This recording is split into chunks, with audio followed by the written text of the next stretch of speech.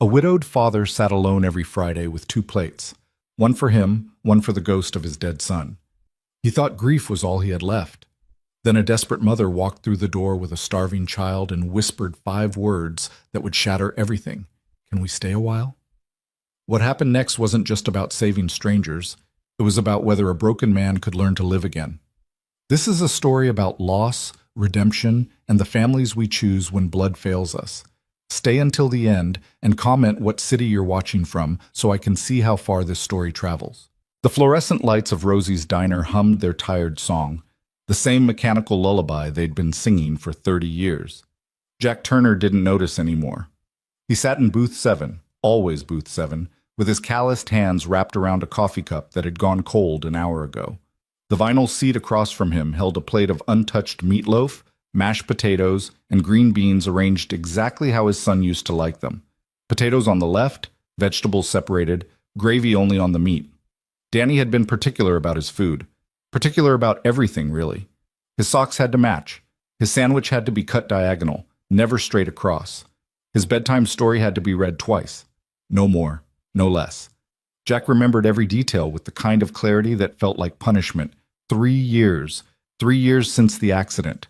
3 years of Friday nights in this booth, ordering 2 meals, eating one, leaving the other to grow cold while the waitresses pretended not to notice.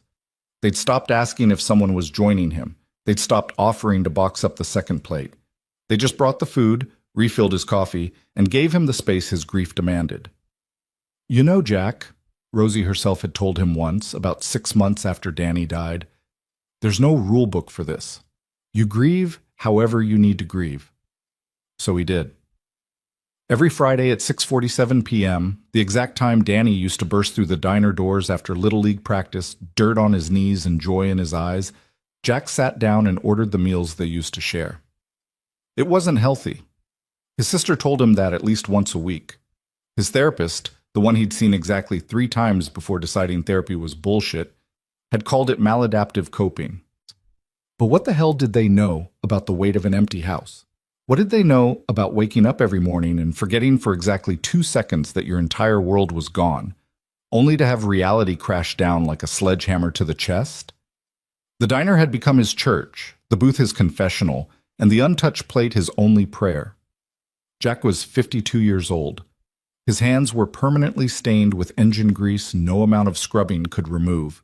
His back ached from 30 years of bending over motorcycles in his shop 3 blocks away. His hair had gone completely gray in the months after the funeral, not gradually, but almost overnight, like his body had decided to physically manifest his grief. He looked 10 years older than he was, felt 100 years older than that. The crash had been quick. A drunk driver running a red light at 50 miles an hour. Danny was walking home from his friend's house, probably thinking about the math test he'd aced or the new video game he wanted for his birthday. He was 11 years old. He never saw it coming. The doctor said he didn't suffer. Jack didn't believe them, but he pretended to because the alternative, imagining his boy's final moments, was a darkness he couldn't afford to enter. His wife Carol had died 6 years earlier from cancer. Breast cancer that spread to her bones, her liver, her lungs. She'd fought for 2 years, and Jack had held her hand through every chemo session, every radiation treatment, every moment of agony. When she finally let go, Danny had been the only thing keeping Jack tethered to the world. And then Danny was gone too. So here he sat, every Friday, keeping vigil at a table for 2 where only one soul remained. Outside, the November rain beat against the windows. Portland weather, perpetual and gray, matching the color of everything inside Jack. The diner was mostly empty tonight, just old Frank at the counter, nursing his 3rd cup of decaf, and a young couple in the corner booth stealing kisses between bites of pie. Jack envied them without really meaning to. He envied anyone who still had someone to kiss. He was about to signal Rosie for the check when the door opened. The woman who stepped inside was maybe 35. Though hardship had etched lines around her eyes that suggested she'd lived several lifetimes already. She was thin, too thin, wearing a jacket that was more patches than original fabric. Her dark hair was pulled back in a messy ponytail, and her eyes darted around the diner with the wariness of a cornered animal. Behind her, clinging to her hand with white-knuckled desperation, was a boy. He couldn't have been more than 7 or 8. His clothes were too small, his sneakers were held together with duct tape, and his face had the hollow, haunted look that comes from missing too many meals. But his eyes were Danny's eyes. Not literally, not the same color or shape, but they held that same spark of intelligence, that same desperate hope that the world might still have kindness left in it. Jack felt something crack inside his chest. The woman didn't approach the counter. She didn't sit down. She just stood there inside the doorway, water dripping from her jacket onto Rosie's worn linoleum, looking like she was gathering courage for a battle she'd already lost 100 times before. Rosie, standing behind the counter with a coffee pot in hand, froze. Jack saw her face cycle through confusion, concern, and something that looked like recognition. Not recognition of the woman specifically, but recognition of the situation. Anyone who'd worked in a diner for 30 years knew desperation when they saw it. "Honey," Rosie said gently, setting down the coffee pot, "can I help you?" The woman's lips moved, but no sound came out. The boy pressed closer to her side, and Jack could see him trembling. From cold, probably. From hunger, definitely. From fear, absolutely. "We were just—" the woman started, then stopped. Her voice was barely above a whisper. "I thought maybe—" She couldn't finish. Her jaw clenched, and Jack watched her swallow hard, fighting back tears that probably felt like defeat. The boy tugged on her hand. "Mama," he whispered, so quiet Jack almost didn't hear it. "Mama, I'm really hungry." The woman's face crumpled for just a second before she forced it back into a mask of fragile dignity. She looked at Rosie, then at Frank, then at the young couple, then finally, God help him, at Jack. Their eyes met across the diner, and in that moment, Jack saw everything. He saw the shame and the fear and the desperation. He saw a woman who'd probably walked blocks in the rain looking for someplace warm, someplace that might show mercy. He saw a mother trying to hold it together for a child who was depending on her to perform miracles. He saw Carol in those final weeks when she'd been too proud to ask for help even as the medical bills buried them. He saw himself in the months after Danny died, too broken to accept the casseroles and condolences that kept arriving on his doorstep. He saw people who'd been invisible for so long they'd almost stopped existing. The woman took a breath, straightened her spine, and walked directly toward Jack's booth. Each step looked like it cost her something precious. When she reached his table, she stood there for a moment, visibly shaking, before the words finally came out in a rush. "I'm sorry," she said, her voice cracking on the words. "I'm so sorry to bother you, but my son, he's hungry. He hasn't eaten since yesterday morning, and I thought—" She gestured vaguely at the diner, at the warm lights and the smell of food. "I thought maybe we could just sit for a while, just to get warm. We won't cause any trouble. I promise we'll leave as soon as—" Her words dried up as she noticed the second plate sitting across from Jack, the untouched meatloaf and potatoes still steaming slightly. Her eyes widened, and Jack saw the exact moment she understood what she was looking at. A meal for someone who wasn't there. A ritual she'd just interrupted. "Oh, God," she breathed. "I'm so sorry. I didn't mean to. We'll go. We'll—" "Sit down," Jack heard himself say. The woman froze. "What?" "Sit down." He gestured to the empty seat across from him, the one Danny's ghost had occupied for 3 years. "Both of you." She stared at him like he'd just spoken in a foreign language. Behind her, Rosie had gone completely still, the coffee pot forgotten in her hand. Frank had turned on his stool to watch. Even the young couple had stopped kissing. "I can't," the woman started. "You asked if you would stay a while," Jack said. His voice was rough from disuse, from too many nights spent not talking to anyone. "I'm saying yes. Sit down."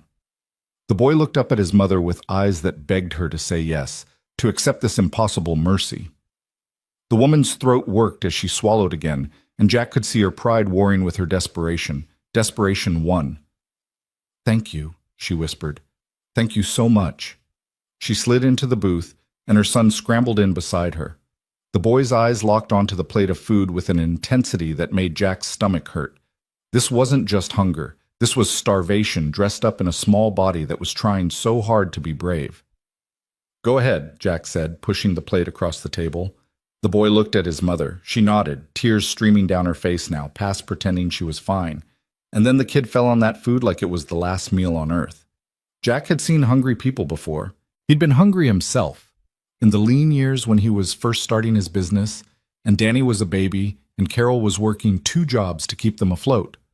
But he'd never seen anything like this. The boy ate with his hands, shoveling mashed potatoes into his mouth, barely chewing, his whole body trembling with the effort of not completely losing control. His mother put a hand on his shoulder, trying to slow him down, murmuring, "Easy, baby, easy. You'll make yourself sick."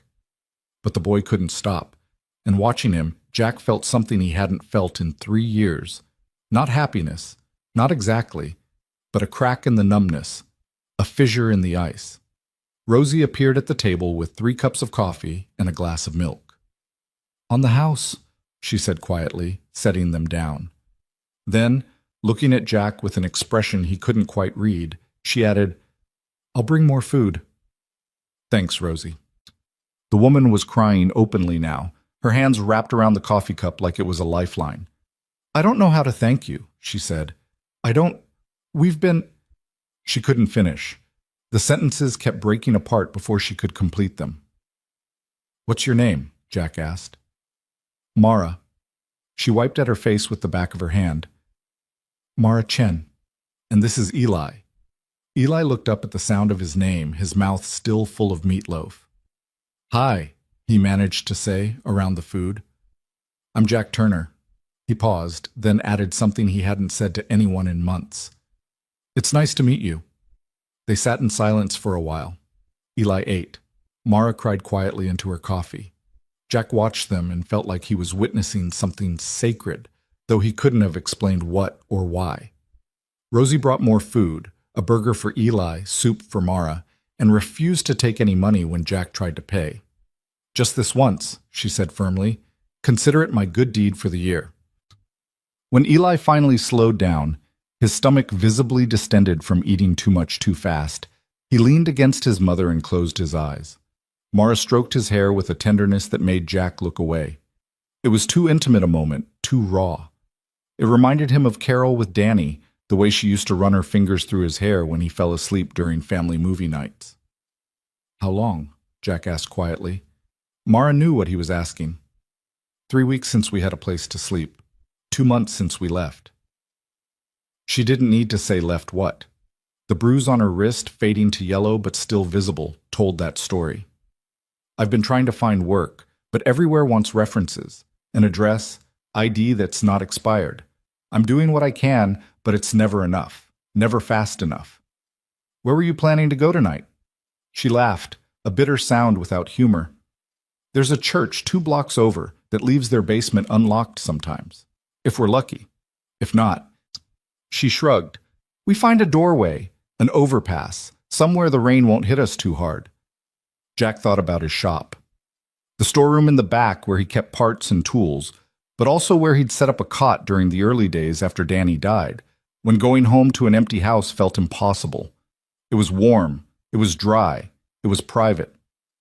"I have a place," he said, before he could talk himself out of it. "It's not much, just a storeroom behind my motorcycle shop. But there's a cot, a space heater, and a bathroom. You can stay there tonight." Mara's head snapped up. "What?" "Just for tonight," Jack added quickly, as much to reassure himself as her. "It's not safe for a kid to sleep on the street when it's this cold. One night won't hurt anything." "Why would you—" She stared at him, searching his face for the catch, the hidden cost. "You don't even know us." "No," Jack agreed. "I don't." He couldn't explain it to her. Couldn't explain that the moment he'd seen Eli's face, something in him had shifted. Couldn't explain that the untouched plate he'd been maintaining like a shrine suddenly felt less like remembrance and more like waste. Couldn't explain that he'd spent 3 years convinced his life was over, and then in walked 2 strangers who reminded him that other people's lives were still happening, still urgent, still in desperate need of the kindness he'd forgotten how to give. "My son," he finally said, gesturing to where the plate had been. "He died 3 years ago. Car accident. He was 11. Mara's face softened with understanding. "I'm so sorry." "Every Friday, I come here and I order his favorite meal. I let it sit there and get cold, and then I go home. It's stupid. I know it's stupid, but it's the only thing that makes me feel like he's not completely gone. It's not stupid, Mara said quietly. But tonight, watching your boy eat that food, Jack trailed off, searching for words that could hold the size of what he was feeling. It felt right. It felt like maybe that plate was supposed to feed someone after all. Does that make sense? Mara nodded, fresh tears streaming down her face. It makes sense. Eli stirred, mumbling something in his sleep. Mara kissed the top of his head, and Jack felt that crack in his chest widen a little more. Come on, he said, standing up. Let's get you somewhere warm. The rain had stopped by the time they left the diner, but the streets were still slick and gleaming under the streetlights. Jack led them 3 blocks south to Turner's Motorcycle Repair, a squat brick building with a rolling metal door and a hand-painted sign that had been there since his father opened the place in 1978. Jack had inherited it when his old man died, back when Carol was pregnant with Danny and the world still made sense. Inside, the shop smelled like oil and metal and old leather, a smell Jack found more comforting than any cologne. Motorcycles in various states of repair lined the walls. His workbench was covered in tools arranged with the kind of precision that came from 30 years of muscle memory. This place was his sanctuary, the only spot where his hands knew what to do, even when his brain shut down.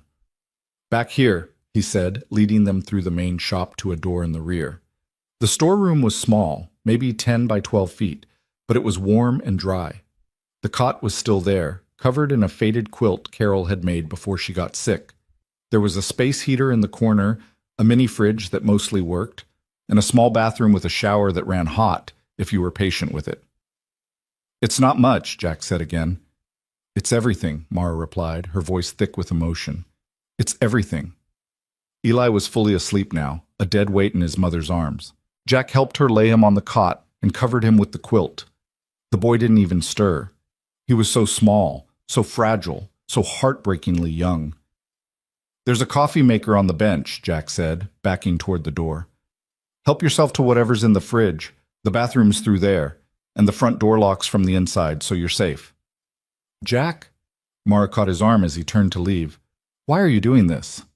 He thought about lying, thought about giving her some easy answer about Christian charity or paying it forward or whatever people said when they did decent things. But he was too tired for lies, and she'd been too honest for him to be anything less. I don't know, he admitted. Maybe because I've been dead for 3 years, and tonight I felt something like alive. Maybe because my boy would have wanted me to. Maybe because if I don't do this, I'll go home to my empty house and sit in my empty rooms and wonder why the hell I'm still here when everyone I loved is gone. He paused. One night. That's all this is.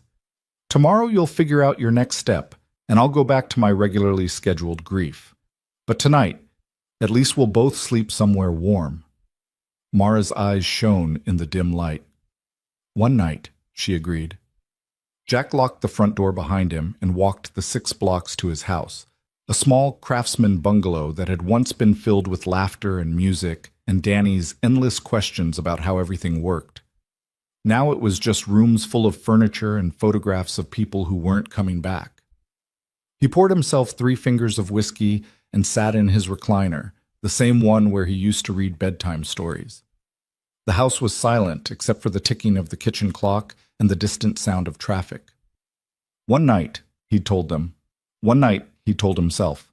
But sitting there in the dark, Jack Turner had the strangest feeling that he'd just done something irreversible, that he'd opened a door he'd spent 3 years keeping locked, that tomorrow morning, when he walked into his shop, his life would already be different in ways he couldn't yet see. He finished his whiskey, poured another, stared at the photographs on the mantel, Carol in her wedding dress, Danny at 6 years old missing his front teeth, the 3 of them together at the beach 2 months before she died. I don't know what I'm doing, he said to their frozen, smiling faces. I don't know if this is a mistake or a miracle or just me losing my damn mind. The photographs didn't answer. They never did. Jack went to bed and dreamed of a diner with 2 plates of food, except this time both plates were being eaten by people who were alive and grateful and present. When he woke up at dawn, his face was wet with tears. He didn't remember crying. He lay there for a long time, watching the gray light filter through the curtains, listening to his heartbeat in his chest, feeling something he'd almost forgotten the shape of. Hope, maybe. Or terror. or possibly both at once. At 7:15, he got dressed and walked back to the shop, expecting to find the storeroom empty, expecting them to have vanished in the night, back to whatever uncertain wandering had brought them to his door, expecting his one impulsive moment of humanity to be over so he could return to the comfortable numbness he'd been cultivating. But when he unlocked the front door and walked through the shop, he heard water running. The shower. Someone was using the shower. Jack stood there in his own building, suddenly unsure what to do with himself. Make coffee, he decided. Coffee was normal. Coffee was what people did in the morning. He was halfway through his second cup when the bathroom door opened and Eli emerged, his hair wet, wearing the same clothes but looking somehow more human than he had the night before. The kid froze when he saw Jack, his eyes going wide with that same wariness Jack had seen in his mother. "Morning," Jack said. "Hi." Eli's voice was small. "You hungry?" The boy nodded, careful and uncertain. "I don't have much here, but there's a bakery 2 blocks over. They open at 7. We could walk over, get some donuts and milk." Eli's eyes lit up, but he didn't move. "I should ask my mom." "Good man. Always ask your mom." Mara appeared in the bathroom doorway, her hair damp, her face scrubbed clean. In the morning light, without the layers of fear and exhaustion, she looked younger. Still worn, still carrying the weight of whatever she'd run from, but younger. "We can go to the bakery," she said to Eli. "But we're not taking advantage of Mr. Turner's kindness any more than we already have." "Jack," he corrected, "and I'm offering. That's not taking advantage, that's accepting help." "We've already accepted enough help." "Have you had coffee yet?" She paused. "No." "Then have coffee, and we'll argue about this after you've had caffeine." The corner of her mouth twitched, almost a smile. "Deal." They walked to the bakery through streets that were waking up, shopkeepers rolling up grates, early commuters hurrying to bus stops with travel mugs in their hands. Eli stayed close to his mother, but Jack noticed the kid looking at everything, the store windows, the cars, the seagulls fighting over a discarded sandwich, with an intensity that reminded Jack painfully of Danny.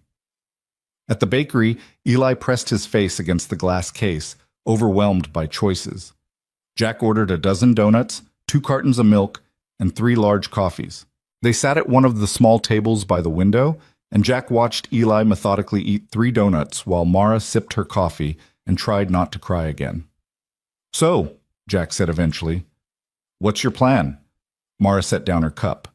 "Find work, save money, find a place to rent, get Eli enrolled in school." She said it like a mantra she'd repeated so many times it had lost all meaning. "I've got applications in at 6 restaurants, 3 grocery stores, and every store in the mall. Someone has to call back eventually." "You need an address for most of those jobs." "I know." "An ID." "I know." "And childcare while you're working." "I know." Her voice rose, sharp with frustration, and Eli flinched. She immediately softened. "Sorry, baby. I'm not mad at you." Then to Jack, "I know all of this. I know it's impossible, but I don't have a choice. I can't." She stopped, her jaw clenched. "We can't go back. So somehow, I have to make this work." Jack thought about the storeroom, thought about how empty his days were, how little he had to lose, thought about the way Eli had devoured that meal last night like it was the first kindness he'd received in months. "Stay," he heard himself say. Mara blinked. "What?" "In the storeroom, stay.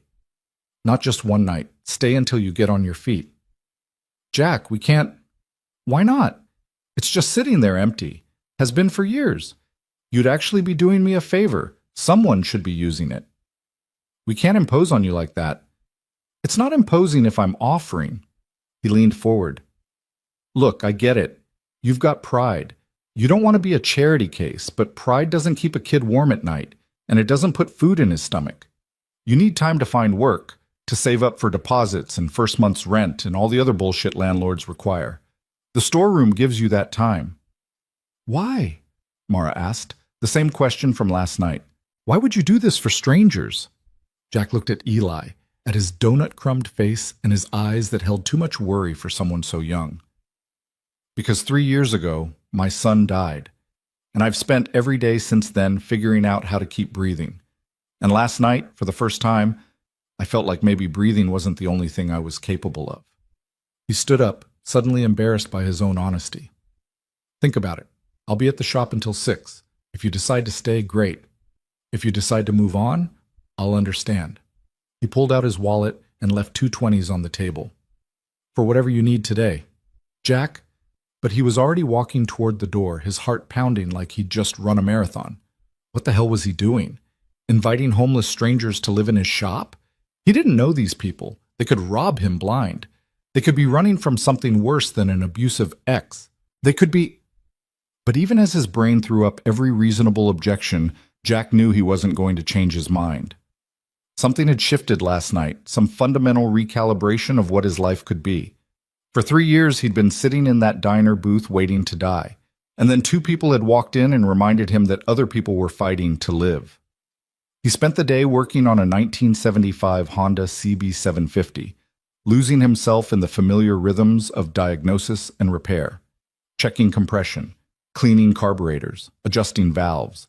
His hands knew this work so well he barely had to think, which meant his mind was free to spiral through every possible outcome of his impulsive invitation. At noon, the storeroom door opened and Mara emerged with a garbage bag full of trash. She'd cleaned. The room that Jack had been using as a dumping ground for parts and old paperwork was now spotless. She'd even swept the floor. "You didn't have to do that," he said. "If we're staying, we're not freeloading." She met his eyes. "We'll stay, but only if you let me help out around here. Cleaning, organizing, whatever needs doing, and only until I find real work. A month, maybe 2 at most." Jack wanted to tell her she didn't have to earn her keep, that just having people in that empty room was payment enough. But he understood pride. He understood needing to feel useful. "Deal," he said. And just like that, one night became something else entirely. The first week passed in a strange, careful dance of boundaries and routines. Mara cleaned the shop every morning before Jack arrived, organizing tools he'd left scattered, sweeping metal shavings from beneath workbenches, sorting bolts and screws into labeled containers he hadn't used in years. She moved through the space like she was trying to make herself invisible while simultaneously proving her worth with every polished surface and straightened shelf. Eli did his homework in the corner Jack cleared for him, a small desk salvaged from the dumpster behind the elementary school and a folding chair that had seen better days. The kid was quiet, almost unnaturally so, as if he'd learned early that silence was safer than noise. He'd sit there for hours with his workbooks and borrowed library books, occasionally glancing up at Jack with those watchful eyes that seemed to catalog everything. Jack found himself acutely aware of their presence in ways both uncomfortable and oddly comforting. The shop had been his fortress of solitude for 3 years, a place where he could lose himself in the mechanical perfections of engines and exhaust systems without having to navigate the messy complications of human interaction. Now there were voices in his sanctuary, questions about where things went, the sound of a child's pencil scratching across paper, the smell of instant ramen coming from the storeroom at lunch. On the 3rd day, he walked in to find Eli standing next to the Honda he was working on, staring at the disassembled engine with an intensity that made Jack's chest ache. "You can look," Jack said. "Just don't touch anything yet." Eli nodded solemnly, his hands clasped behind his back like a museum visitor afraid of setting off alarms. "What's wrong with it?" "Carburetors are gummed up. Happens when a bike sits too long without being run. Fuel turns to varnish, clogs everything up." "Can you fix it?" "That's the plan." "How?" And just like that, Jack found himself explaining compression ratios and fuel-air mixtures to an 8-year-old who listened like every word was gospel. It reminded him so much of Danny, the endless curiosity, the way the kid's face lit up with understanding, that Jack had to stop twice to clear his throat of the emotion threatening to choke him. "My dad had a motorcycle," Eli said quietly when Jack finished. "Before he got mean." Jack's hand stilled on the carburetor he was cleaning. "Yeah?" "It was loud, really loud. He used to take me for rides sometimes, back when he still smiled." The kid's voice went soft. "I liked it when he smiled." Mara appeared in the doorway of the storeroom, her face tight with something between fear and anger. Eli, don't bother Mr. Turner while he's working. He's not bothering me, Jack said quickly. Kid's got a good head for mechanics. Still, come do your reading, baby. Eli trudged back to his corner desk, and Jack caught Mara's eye. She looked exhausted, dark circles shadowing her eyes, her shoulders hunched with the weight of carrying more than any one person should have to bear. He wanted to tell her it was okay, that talking about the past didn't mean the past would find them, but he didn't know if that was true, so he stayed quiet and went back to work. That night, after they'd all eaten the Chinese takeout Jack had picked up, another thing that was becoming routine, these shared meals, Mara lingered in the main shop while Eli brushed his teeth. I got called back for an interview, she said. The diner, Rosie's. That's great. It's dishwashing, minimum wage, no benefits, but it's something. She twisted her hands together. The interview's Friday at 3. Could Eli stay here? I don't want to bring him. I need them to see me as reliable, not as someone with complications. He's not a complication. I know that, but employers don't. Single mom with a kid means missed shifts when he's sick, means leaving early for school pickups, means all the things that make them choose someone else. Her voice was brittle with the reality of it. I have to play the game. He can stay here, Jack said. I'll keep an eye on him. Relief flooded her face. Thank you. I'll make it up to you, I swear. Mara. He waited until she looked at him. You don't owe me anything. Stop trying to repay kindness like it's a debt. She laughed, but there was no humor in it. Everything's a debt when you've got nothing. Friday came, and Mara left for her interview wearing clothes Jack recognized from the donation box at the church down the street, slightly too big, but clean and professional. She'd pulled her hair back and even found lipstick somewhere, probably borrowed from Rosie. She looked terrified and determined in equal measure. Wish me luck, she said at the door. You don't need luck, Jack told her. You need them to be smart enough to hire you. After she left, Jack found Eli standing by the Honda, now fully reassembled and gleaming. The kid hadn't moved closer, still maintaining that careful distance, but his longing was palpable. Want to help me test it? Jack asked. Eli's head snapped up. Really? Really? Come here. He showed Eli how to check the oil level, how to inspect the chain tension, how to look for leaks or loose bolts. The kid absorbed everything like a sponge, asking questions that showed he was actually thinking about the answers. When Jack finally started the engine, the Honda roared to life with a deep, throaty rumble that made Eli's face split into the first real smile Jack had seen from him. It works, Eli shouted over the engine noise. You fixed it. We fixed it, Jack corrected, and watched the kid's smile somehow get even bigger. They spent the next hour going over basic maintenance. How to clean a chain, how to check tire pressure, how to spot the signs that something was wrong before it became a real problem. Eli hung on every word, and Jack found himself enjoying the teaching in a way he hadn't enjoyed anything in years. There was something pure about passing knowledge to someone who actually wanted to learn, who saw the value in understanding how things worked.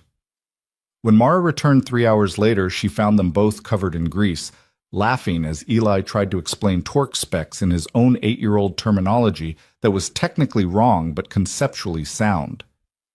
I got the job, she announced, and promptly burst into tears. Eli ran to her, and Jack looked away to give them privacy while she sobbed into her son's hair, relief and exhaustion pouring out in great heaving gasps. When she finally pulled herself together, her eyes were red but her smile was genuine. I start Monday. 4 to midnight, 5 days a week. It's not much, but it's a start. It's more than a start, Jack said. It's a foundation. That weekend, Jack did something he hadn't done in 3 years. He cleaned out Danny's room. Not everything. He couldn't throw away the baseball trophies or the drawings stuck to the walls or the stuffed dinosaur that had been his boy's favorite since he was 3. But he packed away the clothes that didn't fit anymore, the shoes that would never be worn, the schoolwork saved in folders that served no purpose except to remind him of potential that would never be realized. He brought 3 boxes of clothes to the shop Monday morning. Eli's size, more or less. Jeans and t-shirts and a winter jacket that still had the tags on because Carol had bought it for Danny's birthday 2 weeks before she died, and he'd grown too fast to ever wear it. These were my son's, Jack said, setting the boxes in the storeroom. Thought maybe Eli could use them. Mara stared at the boxes like they might explode. Jack, we can't take your son's clothes. They're just sitting in a room gathering dust. Danny would have wanted them to be used. He was always like that. If he had something someone else needed, he'd hand it over without thinking twice. Jack swallowed hard. He would have liked Eli. They're similar. That curiosity, that good heart. You don't have to do this. I know, I want to. That night, Eli came out of the storeroom wearing Danny's old Seahawks jersey, and Jack had to turn away and pretend to be very interested in organizing his wrench set while he blinked back tears. The kid was swimming in the shirt, but he wore it with such pride that Jack felt something crack open in his chest all over again. Mara started her job at the diner, and a new routine emerged. Jack would watch Eli after school. Not babysitting, he insisted, just letting the kid hang around the shop while he worked. Eli would do homework, ask questions about whatever bike Jack was fixing, occasionally hand him tools when asked. They developed an easy rhythm, a comfortable silence punctuated by the kids' observations about teachers and classmates and the injustice of homework on weekends. Mom says we can't stay here forever, Eli said one afternoon, about 3 weeks in. He was sitting on a rolling stool, organizing sockets by size, a task he'd assigned himself. She says we're imposing. Your mom worries too much. That's what I told her, but she says you have your own life and we can't keep taking advantage. Jack set down the torque wrench he'd been using. Eli, look at me. The kid met his eyes. You and your mom aren't taking advantage. If anything, you're doing me a favor. How? Because this shop was real quiet before you got here. And quiet isn't always good. Sometimes quiet just means lonely. He paused, trying to find words an 8-year-old would understand. My son died 3 years ago, and after he was gone, I kind of forgot how to be around people. But having you here, teaching you stuff, answering your questions, it reminds me that I still know how to do that. Does that make sense? Eli nodded slowly. I think so. Like how Mom says sometimes helping other people is how we help ourselves? Yeah, exactly like that. Okay. Eli went back to organizing sockets. I'll tell her you said that. But the conversation lingered in Jack's mind. Mara was right. They couldn't stay in his storeroom indefinitely. She needed a real place, stability, an address that wasn't a motorcycle shop. He started asking around, putting out feelers among the other business owners on the block. Mrs. Chen at the corner grocery had a cousin with a rental unit. Frank from the diner knew a guy with a basement apartment. Every lead Jack followed went nowhere. Too expensive, no kids allowed, first and last month, plus security deposit that might as well have been asking for the moon.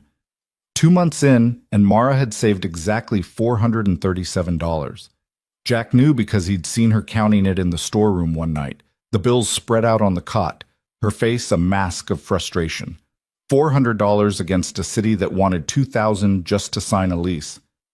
It's going to take years, she'd said to the empty room, not knowing Jack was on the other side of the door getting a late start on a repair. How am I supposed to save for an apartment when I'm barely covering food? Jack had walked away without announcing his presence, but the conversation haunted him. He started paying Mara for the cleaning and organizing she did over her strenuous objections. It's not charity, he insisted. You're making my shop more efficient. That's worth something. She knew it was charity, but she took the money anyway because she had to. Pride was a luxury she couldn't afford. Things were settling into something almost comfortable when the first sign of trouble appeared. It was a Tuesday night, and Mara had just gotten off work. Jack was closing up the shop when he noticed her standing at the front door, frozen, staring at something on the ground. What's wrong? He asked. She didn't answer, just pointed. There, on the doorstep, was a single red rose with a note tied to the stem. Jack picked it up, and Mara made a sound like a wounded animal. Don't, she whispered. Don't open it. But he already had. The note was short. Found you. Mara's face went white. Her breathing turned shallow and rapid, panic rising in her eyes like floodwater. He knows where we are. Oh God, he knows. We have to leave. We have to... Mara. Jack gripped her shoulders, forcing her to focus. Breathe. Just breathe. You don't understand. Derek. He said he'd kill me if I left. He said he'd take Eli and I'd never see him again. He's found us. He left a rose. If he wanted to hurt you, he would have done more than leave a flower. You don't know him. She was shaking now, her whole body vibrating with terror. He likes to play games. He likes to let me know he's watching, that he could reach me anytime he wants. The fear is part of it. The waiting. Jack looked at the rose again, this cheap symbol of romance weaponized into a threat. We need to call the police. And tell them what? That my ex left a flower? They'll say it's not a crime. They'll say I'm overreacting. They always say I'm overreacting until something happens, and then they ask why I didn't do more to protect myself. The bitterness in her voice spoke of experience, of a system that had failed her before. Jack wanted to argue, but he'd watched enough news to know she was probably right. Stalking laws were notoriously hard to enforce until actual violence occurred. Then we document it, he said. Photos, notes, dates, and times, build a record, and we tell everyone on this block to watch for him. What's he look like? 6'2", muscular, dark hair, tattoo sleeve on his left arm, dragon and flames. She wrapped her arms around herself. He's charming when he wants to be. People like him right up until they see what he's really like. Jack took photos of the rose and the note, texted them to his phone, and threw both in the dumpster out back. Okay, first thing tomorrow I'm installing security cameras, front and back, and you and Eli don't go anywhere alone. If you need something, I'll go with you. Jack, you can't put your life on hold to listen. This isn't up for debate. His voice was harder than he'd intended, but the fear in her eyes made him reckless. I've already lost everyone I gave a damn about. I'm not standing by while some asshole terrorizes you and that kid. Something flickered across Mara's face. Gratitude, maybe, or fear that accepting his protection would cost more than she could pay. Okay, she finally said. Okay. They told Eli there might be strangers around, that he needed to stay close and tell an adult if anyone tried to talk to him. The kid was smart enough to read between the lines, and Jack watched the light in his eyes dim a little as the reality of their situation reasserted itself. For a few weeks, Eli had been just a kid, curious, playful, safe. Now he was back to being a child on guard, watching corners and doorways with that terrible wariness. The cameras went up the next day. Jack also installed better locks, reinforced the storeroom door, and got a burner phone for Mara in case Derek tried to track her through her regular cell. He didn't ask if she had a restraining order. Her silence on the subject told him everything he needed to know about how well those pieces of paper worked. 3 days passed without incident. Then 5. A week. Mara started to relax incrementally, the constant tension in her shoulders easing by degrees. Maybe it had been a one-time thing. Maybe Derek had left the rose just to mess with her head and moved on. Maybe they'd gotten lucky. Jack didn't believe in luck anymore, but he kept his doubts to himself. 2 weeks after the rose, Rosie called Jack at the shop. "There's a man here asking about Mara," she said without preamble. "Big guy, tattoos, saying he's her husband and he's worried about her. Something feels off." "Don't tell him anything," Jack said immediately. "I'll be right there." He made it to the diner in 4 minutes, a personal record. The man was still there, sitting at the counter with a cup of coffee, looking exactly like Mara had described. Tall, built, charming smile that didn't reach his eyes. He had that predatory stillness of someone very good at violence. "Help you?" Jack said, sliding onto the stool next to him. Derek turned, sized Jack up with a glance that cataloged every weakness and angle of attack.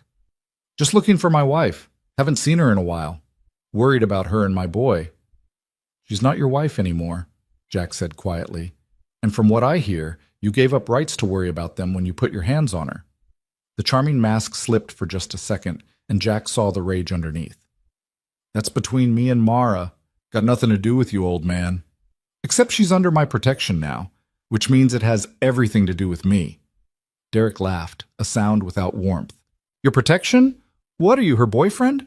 Didn't think Mara was into senior citizens, but everyone's got their kink, I guess."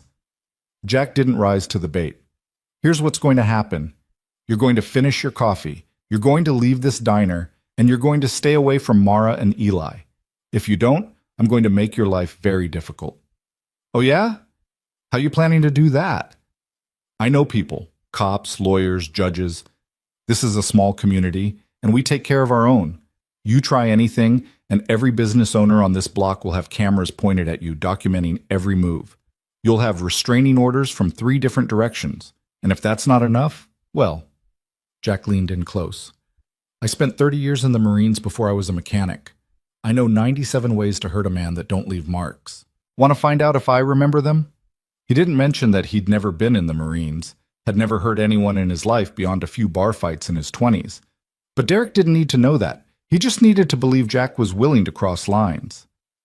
They stared at each other for a long moment. Finally, Derek stood, threw a 5 on the counter, and headed for the door. At the threshold, he turned back. She can't hide forever, he said, and you can't watch her every second. Try me, Jack replied. After Derek left, Rosie brought Jack a piece of pie he didn't order. You shouldn't have lied about the Marines, she said quietly. How'd you know? Because I've known you since you were 25, Jack Turner. And I know your service record consists of one very mediocre stint in the Army Reserves that you quit after 6 months. She patted his hand. But it was a good bluff. Think it worked? No, Jack admitted. But maybe it bought us some time. He called Mara from the diner and told her what happened. She was quiet for a long time before saying, You shouldn't have done that. You shouldn't have made yourself a target. Too late. Already did. Jack? I mean it, Mara. I'm in this now. We'll figure it out together. Another silence. Then, so quiet he almost missed it. Thank you. That night, Jack couldn't sleep. He lay in his empty house thinking about Derek's eyes, about the certainty in his voice when he said she can't hide forever. The man was right. Flowers and veiled threats would escalate. They always did. Jack had lived long enough to know that men like Derek didn't give up on control easily. He got out of bed at 2 a.m. and drove to the shop. The lights were still on in the storeroom. He knocked quietly, and Mara opened the door with Eli asleep on her shoulder. Couldn't sleep either? She asked. Kept thinking about tomorrow, and the day after, and the 100 days after that. Me too. They stood there in the doorway, and Jack made a decision. We need to go on offense. No more waiting for him to make the next move. What are you suggesting? Restraining order. For real this time, with everything documented. Then we find you a lawyer, get custody formalized, child support if he owes it. Make it expensive and complicated for him to keep harassing you.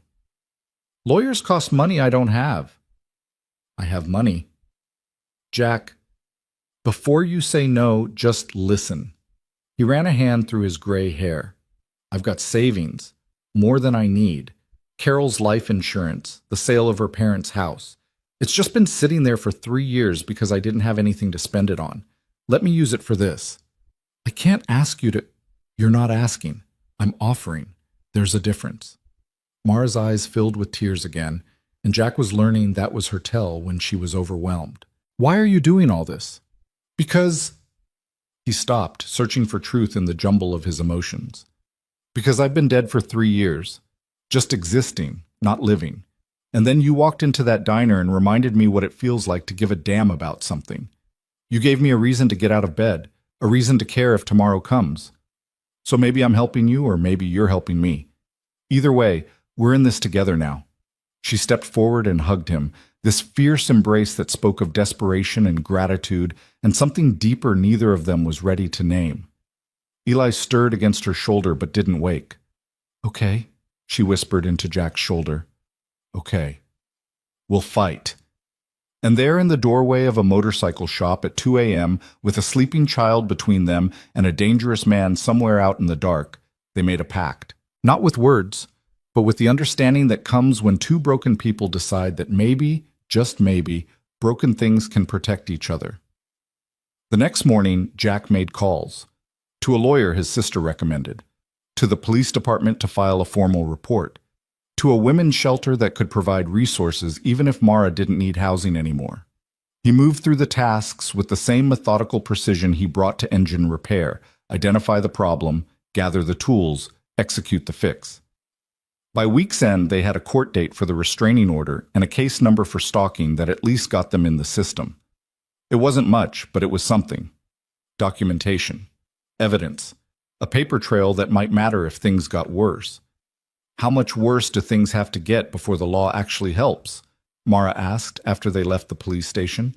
Jack didn't have an answer that wouldn't terrify her, so he said nothing. The restraining order hearing was set for 3 weeks out, which felt like an eternity when every shadow could be Derek.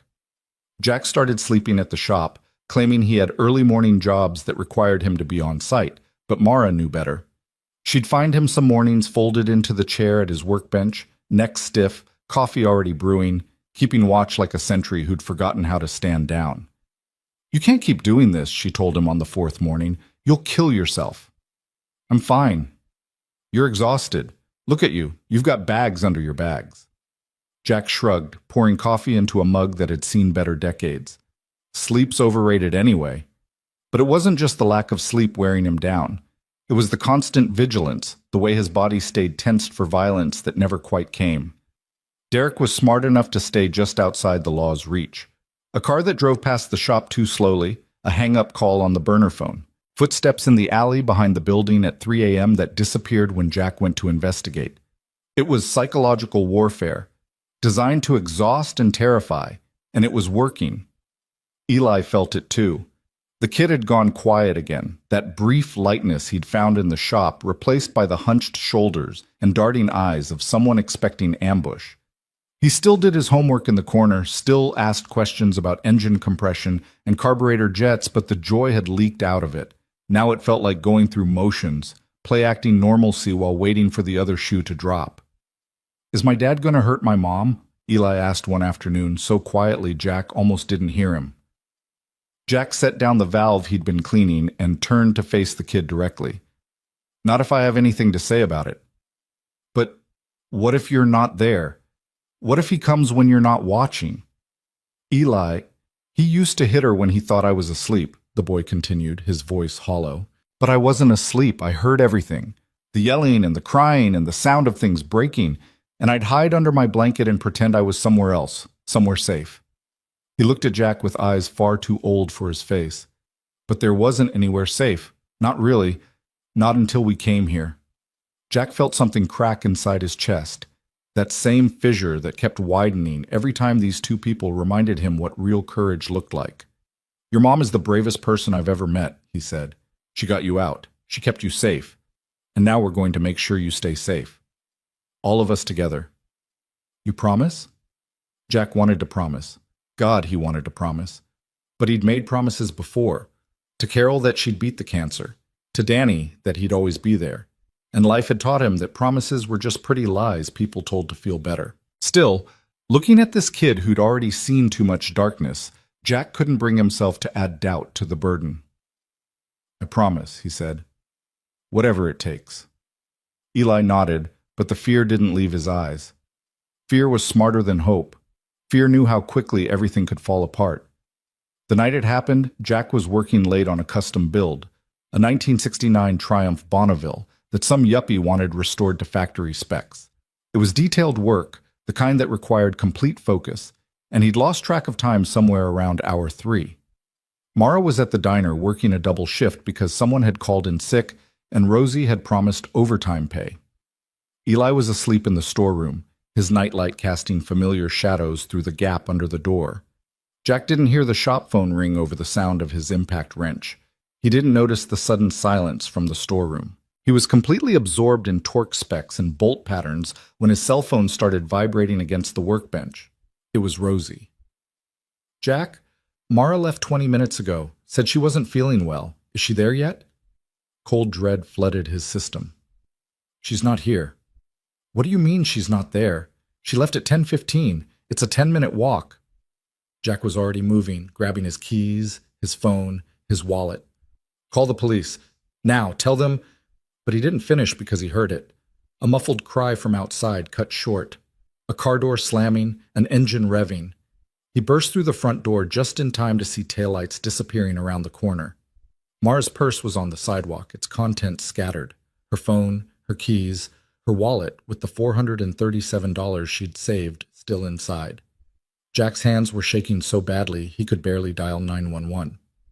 "My friend was just abducted," he told the dispatcher, his voice coming out strangled.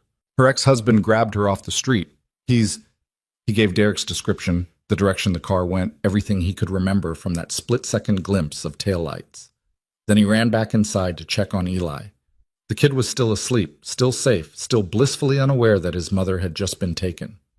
Jack stood in the doorway, watching him breathe, his mind racing through scenarios that got progressively worse. The police arrived 12 minutes later. 2 patrol officers, one male and one female, both looking simultaneously concerned and skeptical, in that way cops do when they've heard too many domestic situations that turned out to be misunderstandings. "Talk me through what happened," the male officer said, pulling out a notebook. Jack explained about the restraining order petition, about Derek's harassment, about the rose in the note and the car that drove by too slow. He showed them the security footage, the timestamps, Mara's scattered belongings on the sidewalk. The officer's expressions shifted from skeptical to serious. "We'll put out an APB," the female officer said. "Do you know what kind of car he drives?" Jack didn't. He knew Derek's height, his tattoos, his capacity for violence, but not something as mundane as his vehicle registration. The officer made notes anyway, called in the description, talked about protocols and response times and doing everything they could. It all felt uselessly bureaucratic while Mara was out there somewhere with a man who'd promised to kill her. "What about tracking her phone?" Jack asked desperately. "We can try, but if he's smart, he'll have ditched it already." "He's smart," Jack said, the words tasting like ash. "He's very smart." After the police left, Jack sat in the shop with all the lights on, waiting. He couldn't wake Eli, couldn't tell that kid his mother was gone until he had some kind of answer, some reassurance that everything would be okay. So he sat and waited and let his imagination torture him with all the ways this could go wrong. At 1:47 a.m., his phone rang. Unknown number. "Jack?" Mara's voice was barely a whisper, rough with tears or screaming or both. "Jack, Where are you?" He was already grabbing his jacket, his keys. "I don't know. Some apartment. A male voice in the background, angry. "I have to go. I'm sorry. I'm so—" The line went dead. Jack immediately called the police, gave them the number, begged them to trace it. They said they'd try, but it took time, required warrants. Wasn't like TV where everything happened instantly. Every word felt like a nail in a coffin he couldn't see but could feel being built. He paced the shop for an hour, 2 hours, checking his phone obsessively. Nothing. He called Rosie, woke her up, told her what happened. She arrived 30 minutes later with a thermos of coffee and a face full of fury. "That son of a bitch," she kept saying. "That goddamn son of a bitch." At 4:23 a.m., Jack's phone buzzed with a text from an unknown number, just an address. No context, no explanation. Jack stared at it, his heart hammering. "It could be a trap," Rosie warned. "I don't care." "Jack, if there's any chance she's there, I'm going." He was already heading for his truck. "Call the police, give them this address, tell them to send units." "What if Derek's waiting for you?" "Then I guess we'll see if I remember those 97 ways to hurt a man." The address was in a rundown part of town Jack rarely visited, the kind of neighborhood where people minded their business because interfering meant consequences. The apartment building was a 3-story wreck of peeling paint and broken windows, the kind of place landlords forgot about and tenants endured because they had nowhere else to go. Jack parked 2 blocks away and approached on foot, every nerve screaming at him to be careful, be smart, don't be a hero. But heroes were people who had something to lose, and Jack had already lost everything once. What was one more time? The building's front door was broken, hanging open on rusted hinges. Inside, the hallway smelled like mold and desperation. Jack climbed the stairs as quietly as his work boots would allow, checking apartment numbers against the address on his phone. 3rd floor. End of the hall, 3F. He could hear voices inside, Derek's, loud and angry, Mara's pleading, the sound of furniture scraping, glass breaking. Jack tried the door, locked. He stepped back and kicked it, just below the handle, the way he'd seen in movies. It didn't budge. He kicked again, harder, ignoring the pain shooting through his knee. The 3rd kick splintered the frame, and the 4th sent the door crashing inward. Derek was in the middle of the room with Mara backed into a corner, his fist raised, his face twisted with rage. They both turned at the sound of the door breaking. "Who the fuck?" Derek started. Jack didn't let him finish. 3 years of grief and rage and helplessness came pouring out in a rush. He launched himself at Derek with all the fury of a man who'd been too late to save everyone he'd loved but refused to be too late this time. They went down in a tangle of limbs and violence. Derek was younger, stronger, trained in a gym where they taught controlled aggression. But Jack fought like a man with nothing to lose, all raw desperation and protective instinct. He got in a good punch to Derek's jaw, felt teeth give, tasted blood. His or Derek's, he couldn't tell. Derek recovered fast, drove a knee into Jack's ribs that sent lightning through his chest.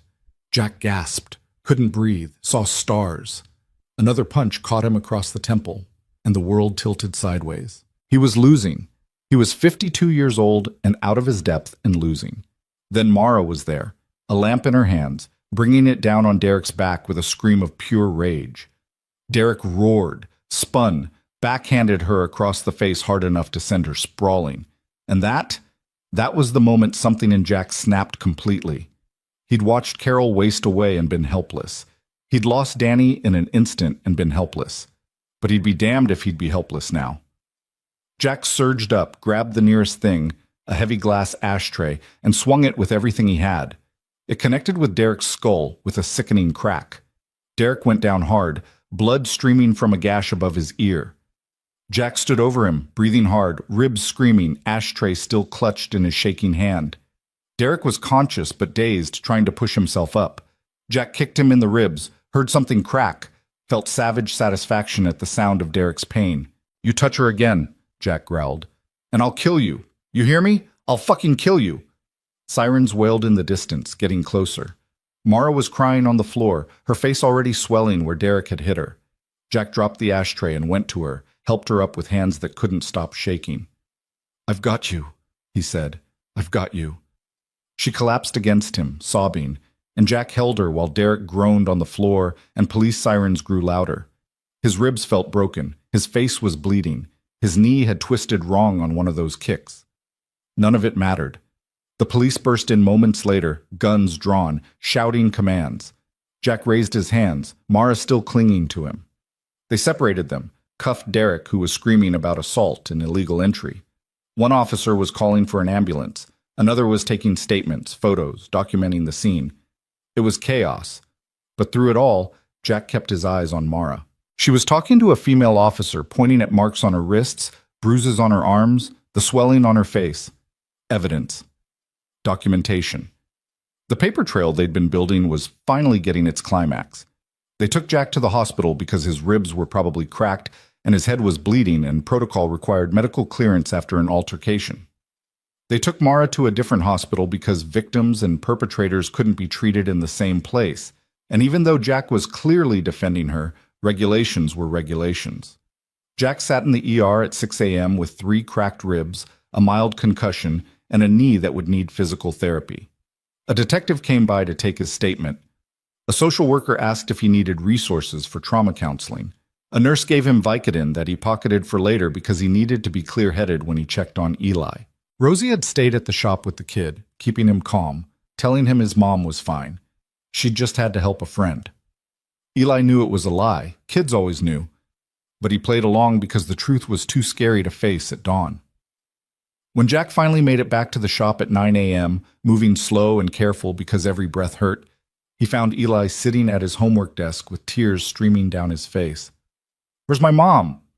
the kid demanded. "Where is she?" "She's at the hospital getting checked out," Jack said, easing himself onto a stool because standing was agony. "She's okay. She's going to be okay." "You're lying. Everyone's lying. Something bad happened." "Something bad did happen," Jack admitted, because Eli deserved truth. "Your dad found your mom. He took her, but I found her and she's safe now. She's going to be okay, and he's going to jail. It's over." "You promise?" That word again, that impossible wait. "I promise." Eli launched himself at Jack, wrapping his arms around him in a hug that pressed against cracked ribs and didn't care. Jack bit back a groan and hugged him back, feeling the kid shake with sobs he'd been holding in for hours. "I was so scared," Eli whispered. "I thought he killed her. I thought I was going to be alone." "You're not alone," Jack said into the kid's hair. "You're never going to be alone. I've got you. We've got each other." They stayed like that until Eli's sobs subsided and Rosie brought breakfast that neither of them could eat. Then Jack's phone rang. "Mara." "Hey," he said, putting it on speaker so Eli could hear. "Hey." Her voice was rough, exhausted, but alive. "They're keeping me for observation. Concussion protocol. But I'm okay. Is Eli—" "I'm here, Mom," Eli called out. "Are you really okay?" "I'm really okay, baby. I'll be home tomorrow. Jack took care of everything." Home. She'd called the shop home. Jack felt something warm spread through his chest despite the pain. After they hung up, Eli looked at Jack with something like awe. "You saved her." "We saved each other," Jack corrected. "That's what family does." The legal aftermath took weeks to sort through. Derek was charged with kidnapping, assault, stalking, and violation of the restraining order that had been granted in absentia after the attack. The prosecutor told Mara they had a strong case, that witnesses and physical evidence in Jack's testimony would put Derek away for years. The trial date was set for 3 months out. Mara moved through those weeks in a daze, equal parts relief and terror. Relief that it was over, terror that somehow it wasn't, that Derek would find a way out, would come back, would finish what he'd started. She jumped at loud noises. She couldn't sleep without checking the locks 3 times. She'd wake up screaming from nightmares where Jack didn't arrive in time, where Derek's fist connected, where everything ended differently. Jack understood. Trauma didn't care about legal victories. It lived in the body, in the nervous system, in the part of the brain that never fully believed in safety again. "It's going to take time," he told her one night when she'd woken from another nightmare. "There's no switch you flip that makes it better." "How long did it take you?" she asked. "After Danny?" Jack thought about that. "I'll let you know when it happens." The trial, when it finally came, was brutal. Mara had to testify about years of abuse, had to detail every punch and threat and manipulation while Derek sat 20 feet away staring at her with those dead eyes. Eli had to testify too, this 8-year-old kid describing things no child should have witnessed. Jack's testimony about the fight in the apartment got picked apart by Derek's defense attorney, who tried to paint him as an unstable vigilante with a savior complex. But the evidence was overwhelming. Medical records, police reports, witness statements from neighbors who'd heard the fights, photos of bruises, recordings of threatening phone calls, security footage of Derek stalking the shop. The prosecution built a case so solid that even Derek's expensive lawyer couldn't crack it. The jury deliberated for 3 hours. Guilty on all counts, the judge sentenced him to 8 years, with a 5-year restraining order to follow upon release. Full custody granted to Mara. Derek would have no contact rights, no visitation, no claim on Eli whatsoever. When the gavel came down, Mara collapsed. Not dramatically, not with fanfare. She just folded into herself like a marionette with cut strings, all the tension that had been holding her upright for months suddenly gone. Jack caught her before she hit the floor, held her while she sobbed into his shoulder with relief so profound it was almost painful to witness. "It's over," she kept saying. "It's really over." Outside the courthouse, Eli ran to his mother and they held each other, while photographers from the local news snapped pictures they'd never see. The assistant DA congratulated them on their courage. The victim's advocate gave them information about counseling and support groups. Everyone was very professional, very kind, and none of it felt real. Jack drove them back to the shop in silence, the 3 of them processing in their own ways. When they pulled up, Eli was the first to speak. "Can we get ice cream?" It was such a normal request, such a kid thing to say after the most abnormal experience. Mara laughed through her tears. "Yeah, baby, we can get ice cream." They went to the place 2 blocks over that made their own flavors and gave generous scoops. Eli got chocolate with gummy bears. Mara got strawberry. Jack got coffee because it felt appropriate, bitter with the promise of energy he didn't have. They sat at a sticky table and ate ice cream while the world kept spinning and life kept happening around them. "What now?" Mara asked eventually. "Now we figure out what comes next," Jack said. "I've saved almost $2,000. That's enough for first month's rent on some places. We should start looking for an apartment." The words hit Jack harder than he expected. Of course they'd leave. That had always been the plan. The storeroom was temporary, a stopgap, not a permanent solution. They needed their own space, their own life. He understood that. But understanding didn't make the prospect of them leaving hurt any less. "Or," he heard himself say, "you could stay." Mara set down her ice cream. "Jack," I know what you're going to say. We've imposed enough. You need your independence. I get it, but hear me out. He searched for words that wouldn't sound desperate, even though he absolutely was. My house is empty, has been for 3 years. 3 bedrooms just sitting there gathering dust. You and Eli could take 2 of them. You'd have privacy, real space, a kitchen. We'd split utilities.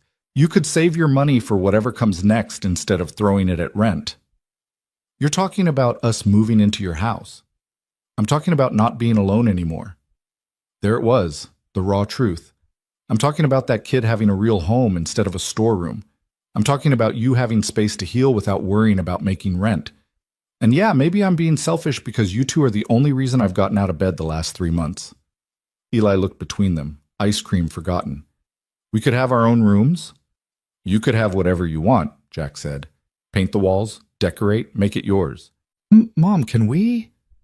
Mara's eyes were shining with tears again, but these were different. Not fear or relief or trauma. Something softer. Jack, that's too much. You've already done too much. I haven't done enough. He leaned forward, willing her to understand. After Danny died, I thought I was done. Thought I'd just coast through whatever years I had left until I could join him and Carol. But you 2, you reminded me there's still life to be lived. Still people who need help. Still reasons to give a damn about tomorrow. Don't take that away from me. Please. The silence stretched. Eli held his breath. Jack's heart hammered against his cracked ribs. Finally, Mara nodded. Okay. But we pay rent. Real rent. Market rate. And utilities. And groceries. This isn't charity. This isn't charity, Jack agreed, even though they both knew he'd never cash those rent checks. This is family. Moving day happened on a Saturday in late spring, 6 months after that first night in the diner. Jack's house, the craftsman bungalow he'd shared with Carol and Danny, had stood empty for so long it felt like a museum to grief. Every room was exactly as he'd left it 3 years ago, frozen in time like a photograph that never developed properly. Danny's bedroom still had Star Wars posters on the walls and a half-finished Lego set on the desk. The master bedroom still smelled faintly of Carol's perfume, though Jack knew that was impossible, just his brain conjuring ghosts from molecules that couldn't possibly remain. Mara stood in the doorway with 2 garbage bags containing everything she and Eli owned in the world, looking at the house like it might bite her. Jack, are you sure about this? Too late to back out now, he said, grabbing one of the bags. Come on, I'll show you the rooms. Eli had already bolted inside, his sneakers squeaking on the hardwood floors as he explored with the unrestrained enthusiasm of a kid who'd been living in a 10-by-12 storeroom for half a year. Jack heard him running up the stairs, opening doors, his voice echoing through the empty house with questions and observations that made the space feel less like a tomb and more like a home. This one's huge, Eli called from upstairs. Mom, there's a window seat. Mara climbed the stairs slowly, running her hand along the banister Carol had picked out at an estate sale 20 years ago. Jack followed, watching her take in the space, the family photos on the walls, the worn carpet in the hallway, the master bedroom at the end of the hall with its door half open. That's my room, Jack said, gesturing. You can take the one at the front. It's got the best light, and the closet's bigger. Eli can have the middle one. What about... She stopped in front of the third door, the one with a wooden sign that said Danny's room, in hand-painted letters. Jack, we can't take his room. You're not. That one stays as is. He said it firmly, leaving no room for argument. Some things weren't ready to change, might never be ready. There's plenty of space without touching that one. Mara nodded, understanding in her eyes. She'd lost things too. She knew about the rooms in your heart you couldn't bear to clean out. They spent the day making the house livable. Jack had bought new sheets, new towels, basic toiletries. Mara protested every purchase, but he'd learned to ignore her protests the way she'd learned to ignore his insistence that she didn't need to pay rent. They'd found a rhythm of giving and taking, pushing and yielding that worked even when the math didn't make sense. Eli claimed his room with the dedication of someone who'd never had space to call his own. He arranged his few possessions, some clothes, a handful of books, a stuffed dog that had seen better days, with the care of a curator organizing priceless artifacts. Jack watched from the doorway as the kid positioned and repositioned his things, trying to make the massive bedroom feel less empty. "We can get you some stuff," Jack offered. "Posters, maybe. A proper desk for homework, whatever you want." "Can I paint?" Eli asked, turning those earnest eyes on Jack. "Nothing crazy, just maybe blue. I like blue." "It's your room. Paint it purple with pink polka dots if that's what makes you happy." Eli grinned, the kind of full-face smile Jack hadn't seen since before Derek found them. "Just blue is good." That night they ordered pizza and ate it in the living room because the dining room table was buried under 3 years of mail and newspapers Jack had never bothered sorting. It felt strange having voices in the house again, having the TV on, having someone to pass the remote to. Mara and Eli sat on the couch, Carol's couch, the one she'd saved for 6 months to buy, and Jack sat in his recliner and they watched some animated movie Eli had been wanting to see. Halfway through, Jack realized he was happy. Not the sharp, bright happiness of his previous life, not the uncomplicated joy he'd felt watching Danny play Little League or holding Carol's hand during sunset walks. This was something quieter, more subdued, shot through with grief and gratitude in equal measure. But it was happiness nonetheless, and feeling it after 3 years of numbness was both terrifying and miraculous. When the movie ended and Eli had gone upstairs to brush his teeth, Mara stayed in the living room. She looked exhausted, dark circles under her eyes that spoke of too many nights lying awake waiting for the other shoe to drop. "You should see someone," Jack said gently. "A therapist. Someone who knows about trauma." "I'm fine." "You're not fine. Neither am I. But at least I've had 3 years to get not fine at my own pace. You're still in the middle of it." She was quiet for a long time, picking at a thread on the couch cushion. What if talking about it makes it worse? What if not talking about it keeps you stuck? You didn't go to therapy. I went 3 times, decided it was bullshit, and spent the next 3 years sitting in a diner booth talking to a plate of cold food. I'm not exactly the poster child for healthy coping mechanisms. He leaned forward, his ribs still aching from that night in the apartment. "You deserve better than my mistakes, Mara. You deserve someone who actually knows what they're doing." "I'll think about it," she finally said, which they both knew meant no. The first week in the house was an adjustment. Jack had lived alone for so long he'd forgotten about the small negotiations of shared space, who used the bathroom first, whose turn it was to take out the trash, the proper volume for TV after 9 p.m. Eli was surprisingly easy to live with, quiet and considerate in the way kids become when they've learned that being noticed sometimes means being hurt. But he was starting to relax, starting to take up more space, starting to act like a kid instead of a soldier in enemy territory. Mara was harder. She moved through the house like a ghost, cleaning things that didn't need cleaning, organizing spaces that were already organized, trying to earn her keep in ways Jack couldn't convince her were unnecessary. She still worked at the diner 4 nights a week, still insisted on paying rent that Jack deposited into a savings account he planned to give back to her when she was ready to truly move forward. They existed in this careful dance of boundaries and kindness, neither quite sure what they were to each other beyond survivors of different catastrophes who'd found shelter in proximity. 2 weeks in, Jack came downstairs at 2 a.m. for water and found Mara sitting at the kitchen table in the dark. She wasn't crying, wasn't doing anything really, just sitting there staring at nothing. "Can't sleep?" he asked, flipping on the light. She flinched at the sudden brightness. "Sorry, did I wake you?" "Nah, my ribs did that. They're still mad about the beating they took." He poured 2 glasses of water, set one in front of her, and sat down. "Nightmares?" "Memories, which are just nightmares that actually happened." She wrapped her hands around the glass but didn't drink. "I keep thinking about that apartment. What would have happened if you hadn't come? If I hadn't gotten that text out? But I did come. You did get out. All the ifs in the world don't change what actually happened. Derek used to say I was worthless, that no one would ever want me, that I was too broken to fix." Her voice was flat, emotionless, reciting facts. "He said Eli would be better off without me, that I was a terrible mother, that everything wrong in our lives was my fault." Jack felt rage kindle in his chest, the same rage that had fueled his fists in that apartment. He was wrong about all of it. Was he, though? I let him hit me for 2 years before I left. I let Eli see things no child should see.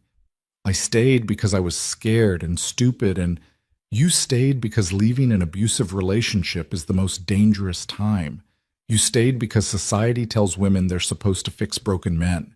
You stayed because he systematically destroyed your confidence until you believed his lies. Jack reached across the table, stopped short of touching her hand, gave her the choice. But then you left. You got your son out. You survived.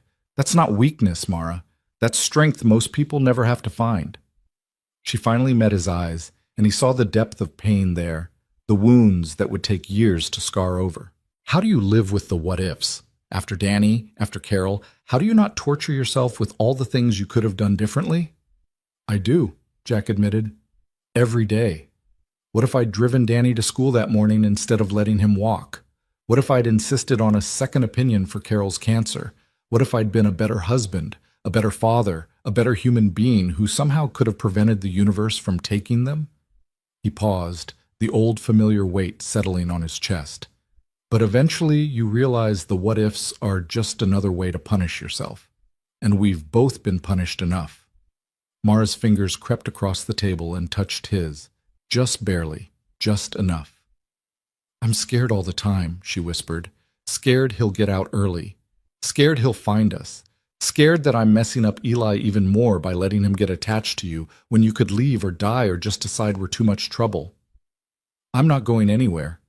You can't promise that. People leave. People die. That's what they do. You're right. I can't promise I won't die. Hell, I'm 52 with high blood pressure and a diet that's mostly coffee and spite. But I can promise I won't choose to leave. I can promise that as long as I'm breathing, you and Eli have a place here. He squeezed her fingers gently.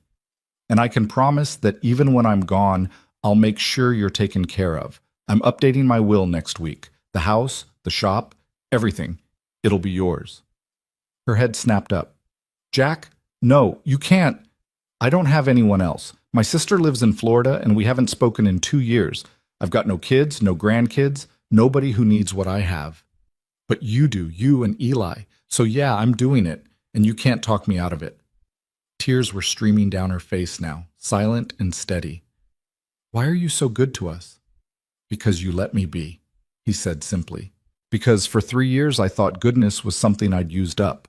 And then you walked into that diner and gave me a reason to find more. They sat there in the kitchen as the night stretched toward dawn, hands touching across the table, two broken people learning that broken things could still hold each other up. A month later, Eli's birthday arrived. His 9th, a milestone that came with request for just a small party, nothing big. But when Jack asked who he wanted to invite, the kid went quiet. I don't really have friends, Eli admitted. We moved around too much. And at the new school, everyone already has their groups. Jack's heart broke a little. He remembered Danny's birthday parties, the house full of screaming kids and melting ice cream and chaos that felt like love. He wanted that for Eli, wanted the kid to have the kind of childhood that included birthday parties and friends and normalcy. What if we did something just us? Jack suggested.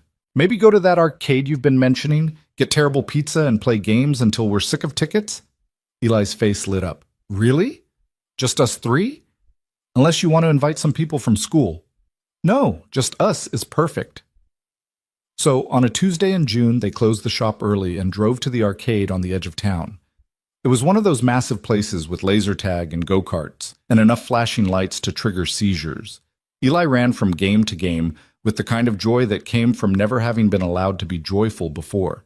He played racing games and shooting games, and that one where you hit things with a hammer to test your strength. Jack and Mara followed behind, watching him be 9 years old, watching him be a kid. At one point, Jack found himself standing next to the basketball game, watching Eli try to sink shots. The kid was terrible at it, missing more than he made, but he laughed every time the ball bounced wildly off the rim. You've got to follow through, Jack said, stepping up beside him. Like this. He demonstrated, the muscle memory of playing with Danny kicking in. The ball swished through the net. Show me again? So Jack showed him, and then Mara tried, and she was even worse than Eli, which made them all laugh until they were gasping. They played until the timer ran out, tickets spilling from the machine, and Eli gathered them up like treasure. For dinner, they got the terrible pizza Jack had promised. Greasy, lukewarm, topped with ingredients that barely qualified as food. It was perfect.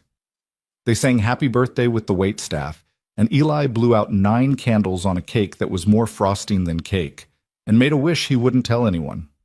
On the drive home, Eli fell asleep in the back seat, clutching a stuffed dragon he'd traded his tickets for. Mara looked back at him, her face soft with the kind of love that was equal parts fierce and fragile. "Thank you," she said to Jack, "for this.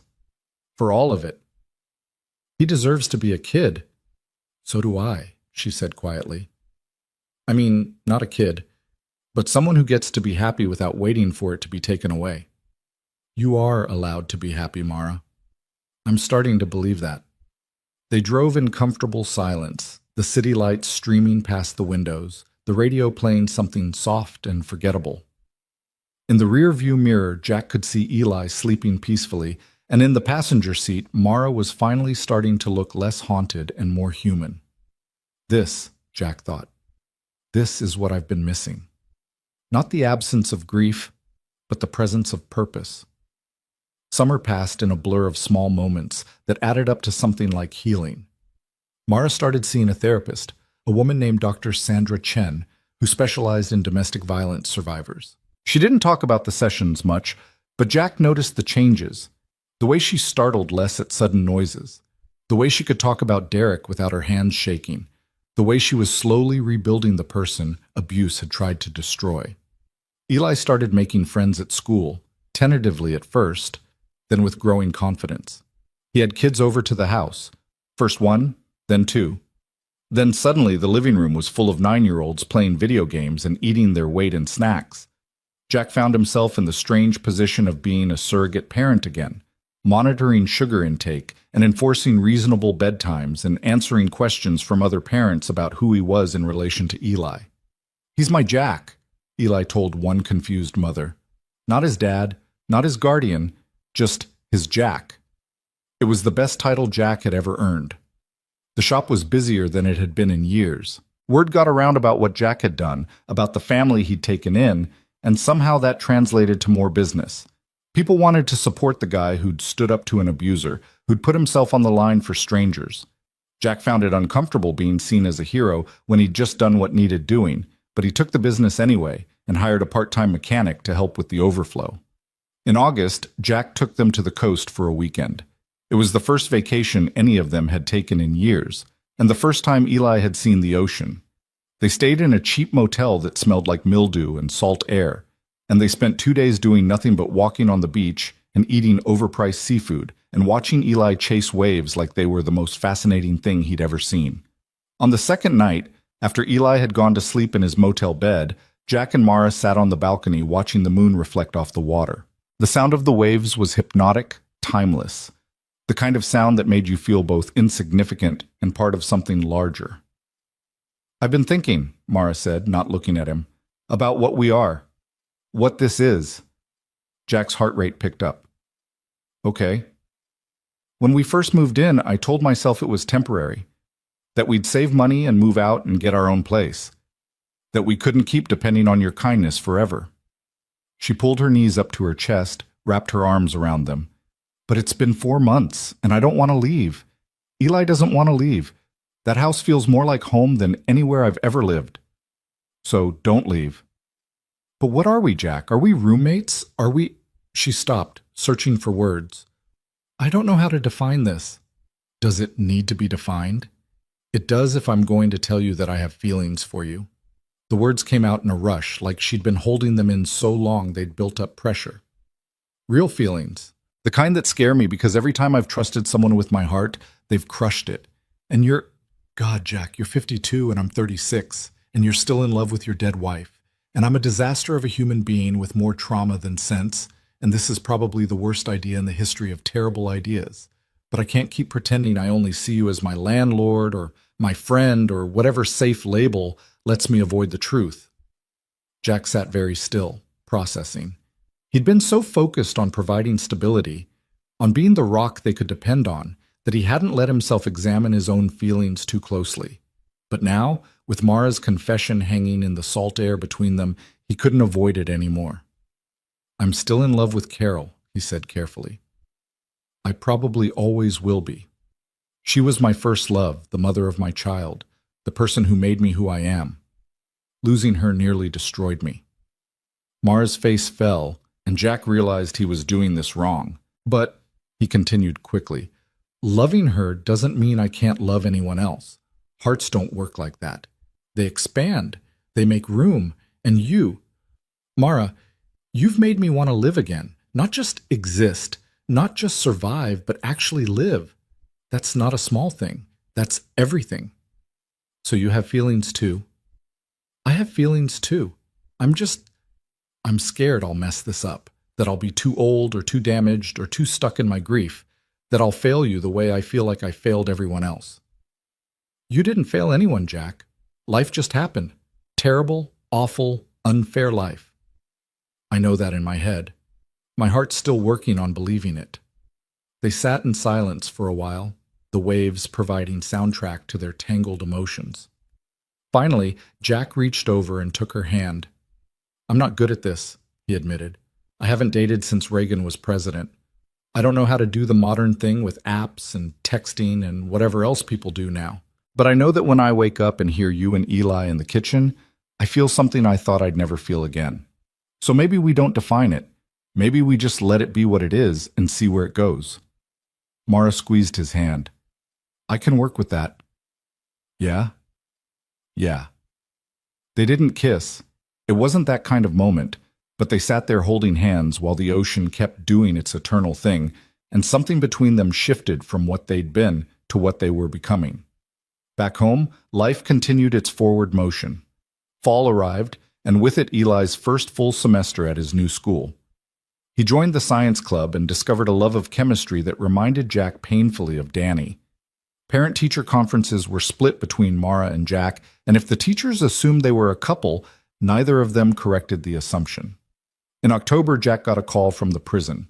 Derek wanted to speak with him. The guard on the phone said it was his right to refuse, that inmates couldn't force contact, but something in Jack needed to face this man one more time. He didn't tell Mara where he was going, just said he had errands to run.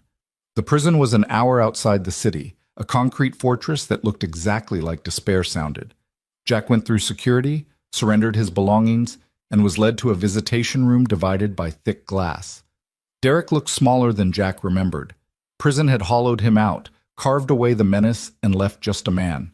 He had a black eye and a split lip, evidence that he wasn't making friends inside.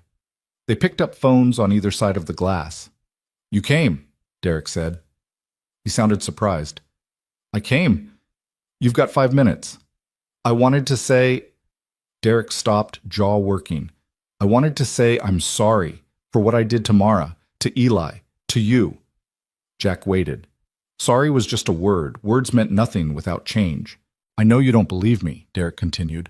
I wouldn't believe me either. But there's this group in here, anger management, and they've got me looking at why I... He stopped again, frustrated with his own inability to articulate. I was taught that love looked like control. My old man beat my mom until I was big enough to stop him, and then he beat me instead. I swore I'd never be like him, and then I turned into him anyway. That's not an excuse. I know, it's an explanation. There's a difference. Derek's eyes were red, whether from tears or sleeplessness, Jack couldn't tell. I'm not asking for forgiveness. I don't deserve it. But I wanted you to know that Mara and Eli are better off with you. You're the father I should have been and never could be. And I'm grateful they have you, that they're safe. Jack wanted to hold on to his anger. Anger was clean, simple, justified. But looking at this broken man on the other side of the glass, all he felt was tired. You're right, Jack said. You don't deserve forgiveness. But maybe someday you'll deserve peace. Keep going to that group. Do the work. Be better than what you were. Will you tell Mara I'm sorry? No. If you want her to know, you write her a letter and let her decide if she wants to read it. But you don't get to use me as a messenger for your redemption. That's your work to do. Derek nodded, accepting the boundary. Take care of them. I will. That's not a promise to you. It's a promise to them. They're my family now. Jack hung up the phone and walked out without looking back. In the parking lot, he sat in his truck and breathed through the complicated knot of emotions Derek's apology had created. He wanted to believe people could change, wanted to think even Derek could find his way to being better. But he'd seen too much to be naive, and Mara and Eli's safety mattered more than Derek's redemption arc. He drove home and found them in the kitchen making dinner. Eli was setting the table, and Mara was at the stove, and the whole scene was so domestic and normal it made Jack's chest ache. "Good errands?" Mara asked, looking up with a smile. "Complicated errands," Jack replied. "But I'm home now." Home. He'd called it home. Not his house, not the place where he lived. Home. Mara heard it too. Her smile widened, and Eli ran over to hug him like he'd been gone for days instead of hours, and Jack let himself believe that maybe, finally, he'd found his way back to living instead of just surviving. Winter came early that year, the first snow falling in mid-November and blanketing Portland in that rare white silence that made everything feel both magical and temporary. Jack stood at the kitchen window watching Eli build a lopsided snowman in the backyard, the kids' laughter cutting through the cold air like music. Mara came up beside him, coffee cup warming her hands, and they stood there together in comfortable silence. The kind of silence that only exists between people who've stopped needing to fill every moment with words. "He's never seen this much snow," she said quietly. "Derek hated the cold. We never went anywhere in winter." Jack noticed she could say Derek's name now without flinching. Small victories, the therapist called them. Mara called them survival. "Should we tell him?" Jack asked. She knew what he meant. They'd been dancing around the conversation for weeks now, this question of what they were to each other and what that meant for Eli. They'd been careful, keeping their growing relationship mostly private, stealing kisses when Eli was at school and holding hands under the dinner table like teenagers. But kids weren't stupid, and Eli had started asking questions with the kind of careful concern that came from having already lost one family structure. After Christmas, Mara decided, let him have the holiday without complications. "You think he'll be upset?" "I think he'll be relieved. He's been asking me when you're going to be his real dad." Jack's throat tightened. "What did you tell him?" "That families come in all shapes, that love doesn't require paperwork, that he can call you whatever feels right to him." She leaned her head against his shoulder. "But between you and me, I hope someday there is paperwork. I hope someday this stops being temporary and starts being permanent." "It already is permanent," Jack said. "Has been since that first night in the diner. I just didn't know it yet." Christmas arrived with the kind of chaos Jack had forgotten homes could hold. The tree Eli picked out was too tall for the living room, so they had to cut 2 feet off the bottom, and the top still brushed the ceiling. Decorations covered every surface, some carols carefully preserved in boxes in the attic, mixed with new ones Mara and Eli bought at the dollar store. The house smelled like pine and cinnamon and the cookies they'd burned 3 batches of before finally getting it right. On Christmas Eve, they went to Rosie's diner. It had become their tradition, this Friday night ritual that had started with grief and transformed into something else entirely. Jack ordered 3 meals this time. No untouched plates for ghosts, just food for the living people who sat across from him. Rosie came by their booth with fresh coffee and a knowing smile.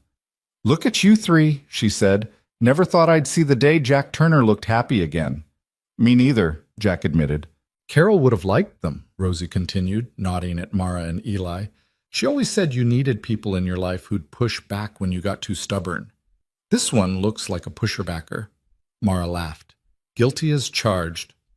After dinner, they drove around looking at Christmas lights, Eli narrating from the back seat about which houses had the best displays and creating elaborate stories about the families who lived there. Jack caught Mara's eye in the rearview mirror, and they shared a smile that acknowledged the strangeness and wonder of this life they'd stumbled into. Christmas morning came wrapped in that particular magic that only happens when kids are involved. Eli woke them at 5:47 a.m., the exact time Danny used to burst into Jack's room on Christmas morning, and for a moment, Jack felt grief and joy collide so hard it took his breath away. But then Eli was dragging him downstairs, and there wasn't time for sadness, only the present moment that demanded his attention. They'd gone overboard with presents. Jack couldn't help himself, and Mara had given up trying to moderate his spending after he showed up with a bicycle that was just sitting in the shop taking up space, which they both knew was a lie. Eli opened packages with the kind of reverence that came from years of having nothing, treating each gift like treasure regardless of its cost. But the moment that broke Jack happened when Eli opened a small box and pulled out a leather bracelet with a motorcycle charm dangling from it. The kid stared at it, confused, until Jack explained. "It was Danny's," he said, his voice rougher than intended. "I gave it to him for his 10th birthday. Told him when he was old enough I'd teach him to ride. He never got old enough, but—" Jack stopped, swallowed hard. "I'd like you to have it, if that's okay." Eli looked at his mother, who nodded through tears. Then he looked at Jack with those eyes that had seen too much and said, "Can you teach me to ride? When I'm old enough?" "Yeah, kid. I can teach you to ride." Eli launched himself at Jack, the bracelet clutched in his fist, and they held each other while Mara cried and the Christmas tree lights blinked their steady pattern, and something in Jack's heart that had been frozen for 3 years finally thawed completely. Later, after the wrapping paper had been cleaned up and Eli was absorbed in his new books, Mara pulled Jack into the kitchen. "That bracelet," she started. "Jack, that's a piece of your son." "I know, and I want Eli to have it. Danny would have liked that." He cupped her face in his calloused mechanic's hands. "I'm not trying to replace Danny. That's not what this is. But I can love Eli without it being about what I lost. I can honor my son's memory by helping raise another kid who needs someone to care. They're not in competition. They're both part of my story. You're sure?" "I've never been more sure of anything." She kissed him then, properly, the kind of kiss that spoke of beginnings rather than endings. When they broke apart, Eli was standing in the doorway with a knowing grin. "I knew it," he said triumphantly. "I told my friend Marcus you guys were dating, and he said you were too old for dating, but I said love doesn't have an age limit." "Marcus sounds like he doesn't know what he's talking about," Jack replied, not bothering to deny it. "So you're like together? Like boyfriend and girlfriend?" Mara laughed at the terminology. "Something like that. How do you feel about it?" Eli considered the question with the seriousness of a child who'd learned that adult questions about feelings usually preceded bad news. "Are you going to get married?" "Would that bother you if we did?" Jack asked. "No, I think it'd be cool. Then you'd really be my dad, not just my Jack." He paused, then added with the practicality of 9-year-olds everywhere, "Plus your house is way better than the storeroom. I'd hate to move again." They spent the rest of Christmas Day doing absolutely nothing productive. Watching movies, eating leftovers, building an elaborate Lego set that took all 3 of them working together. It was perfect in its imperfection, this family that had been assembled from broken pieces and somehow formed something whole. New Year's Eve found them back at the shop. Jack had closed early, but he wanted to show Mara and Eli a project he'd been working on in secret. In the corner of the garage, covered with a tarp, sat a 1972 Honda CB350, completely restored, painted blue, per Eli's favorite color, ready to ride. "It's yours," Jack told Eli. "Well, it'll be yours when you're old enough to ride it legally. Until then, we'll work on it together. I'll teach you maintenance, repair, everything Danny and I never got to do." Eli circled the bike with reverence, not quite touching it, like it might disappear if he made contact. "This is mine? Really mine? Really yours? But I don't have money to pay for it. It's a gift, kid. Gifts don't require payment. But it's too much. Mom always says we can't take too much." Mara knelt beside her son, hands on his shoulders. "Baby, Jack's family now. And family takes care of each other. Sometimes that means letting someone do something nice without trying to pay them back. Can you do that?"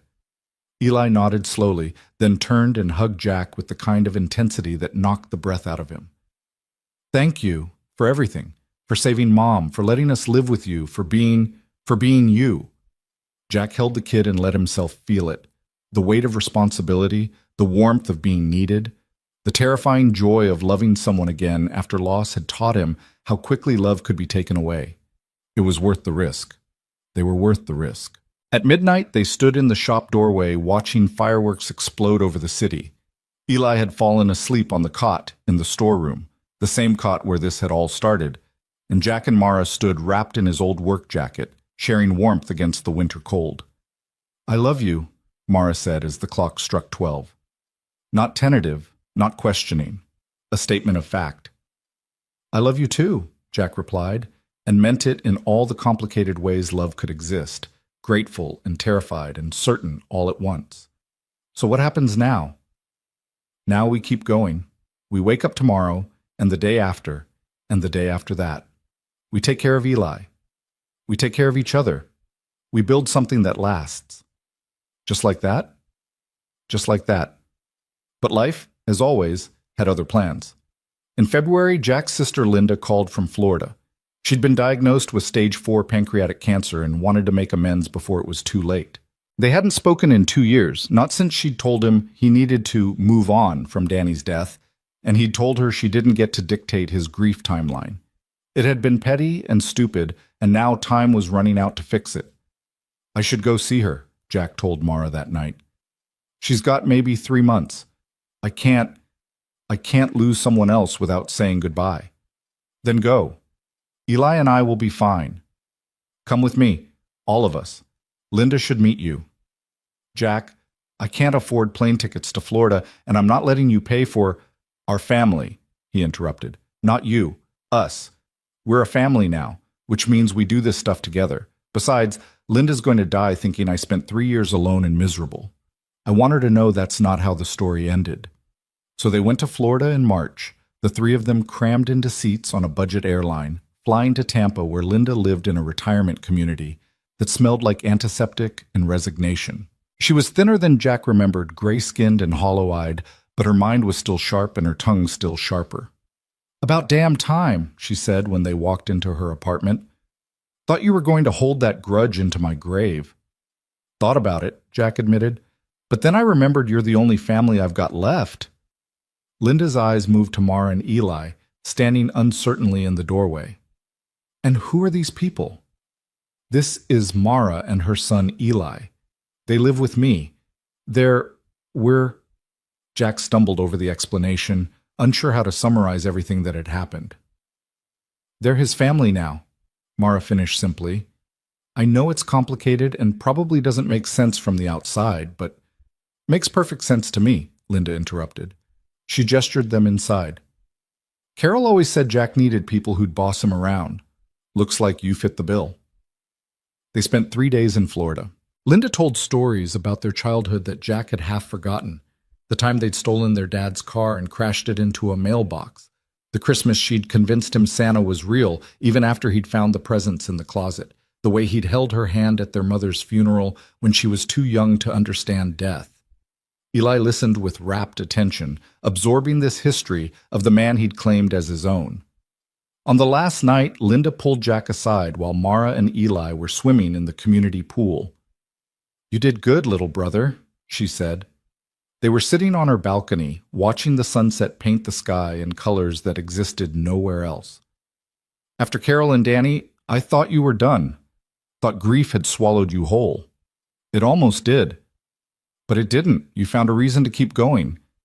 They found me, actually. I was just sitting in a diner feeling sorry for myself when they walked in and reminded me other people were still fighting. Linda took his hand, her skin paper-thin and cold.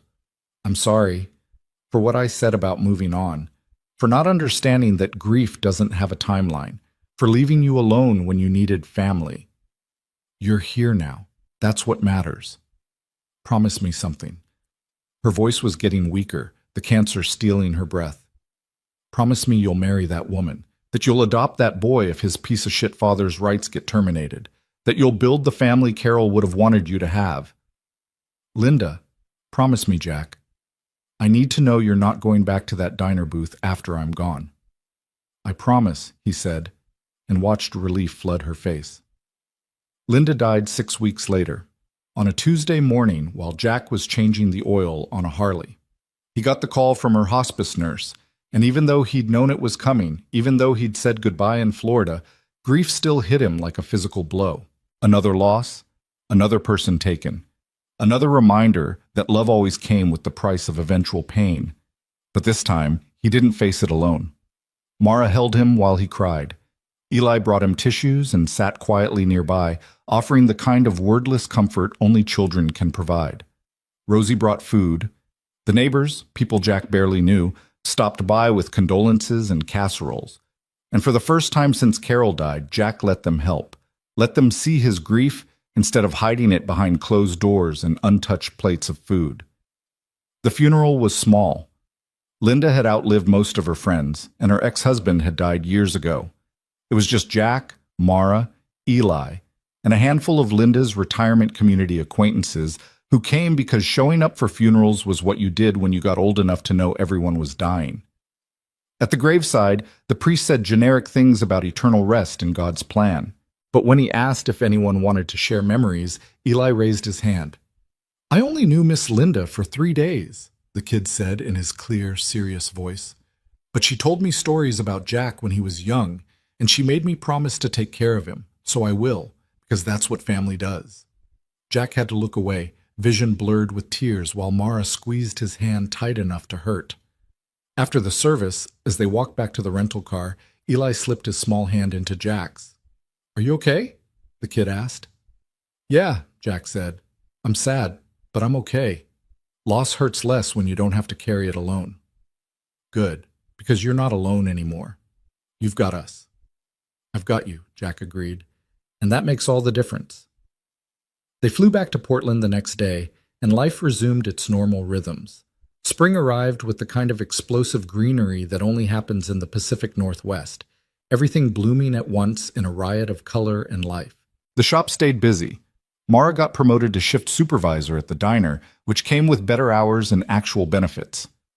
Eli finished 4th grade with straight A's and an honorable mention in the science fair for his project on engine efficiency.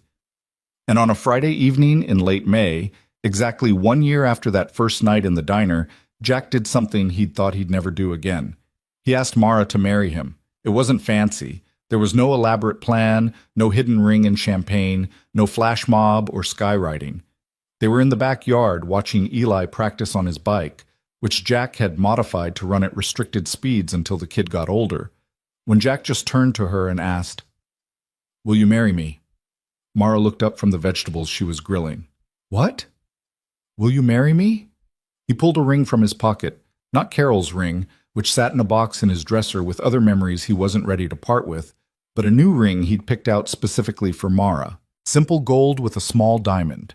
Nothing ostentatious, nothing that screamed about trying to replace what had been. "I know it's fast. I know there's 10,000 reasons why this is a terrible idea, but I promised Linda I'd ask. And more importantly, I want to ask. I want you to be my wife.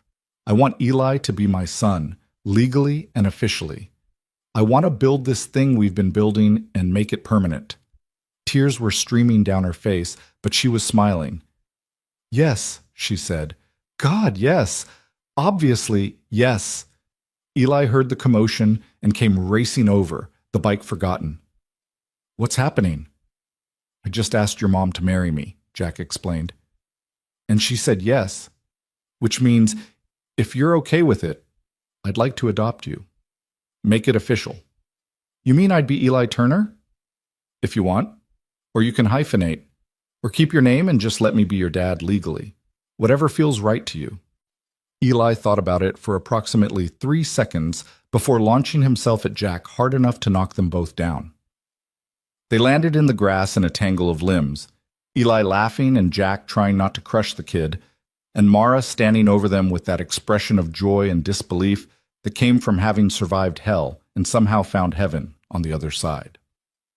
The wedding happened 3 months later on a Friday evening in late August. They kept it small, just Rosie, Frank, a few neighbors, some of Eli's friends and their parents who'd become their community. They held it in the backyard of the house where Jack had lived with Carol and Danny, which felt both wrong and exactly right. The past and present weren't in competition. They were layers, sediment building into something new. Eli was the ring bearer, taking his job with the kind of seriousness that made everyone smile. Rosie officiated because she'd gotten ordained online specifically for this occasion. The vows they exchanged were simple. Promises to love and support and choose each other every day. Promises that acknowledged they were both broken and both healing and both willing to do the work. When Rosie pronounced them married and Jack kissed his wife, Eli cheered loud enough to startle birds from the trees. And later, after the cake had been eaten and the guests had left and they stood in the kitchen doing dishes like it was any other Friday, Mara leaned against Jack and said something that captured everything perfectly. A year ago, I walked into a diner with nothing but desperation and a starving kid. And now I'm married to the best man I've ever known, standing in our kitchen, in our home, planning our future. How did this happen? You knocked on the door, Jack said simply, and I decided to answer. I'm glad you did. Me too. The adoption papers for Eli came through in October. Jack's lawyer, the same one who'd helped with the restraining order and custody battle, made it as smooth as possible, though there was still bureaucracy and home visits and endless forms to sign. Derek had signed away his parental rights from prison, part of his supposed redemption that Jack still wasn't sure he believed but accepted because it meant Eli would finally have the stability he deserved. On the day the judge made it official, they went back to Rosie's diner. Not because it was Friday, not out of obligation or ritual, but because that place had become part of their origin story. They sat in booth 7, the same booth where Jack had kept vigil for Danny's ghost, except now there were 3 living, breathing people filling the space. Jack ordered the meatloaf special. Mara got the chicken pot pie. Eli ordered a burger and actually ate it all, a far cry from that first night when he'd devoured food like he might never eat again. They talked and laughed and made plans for Thanksgiving, which would be their first major holiday as a legally recognized family. At one point, Eli excused himself to use the bathroom, and Mara reached across the table to take Jack's hand. "Do you ever think about that night?" she asked. "About how different everything could have been if you'd said no?"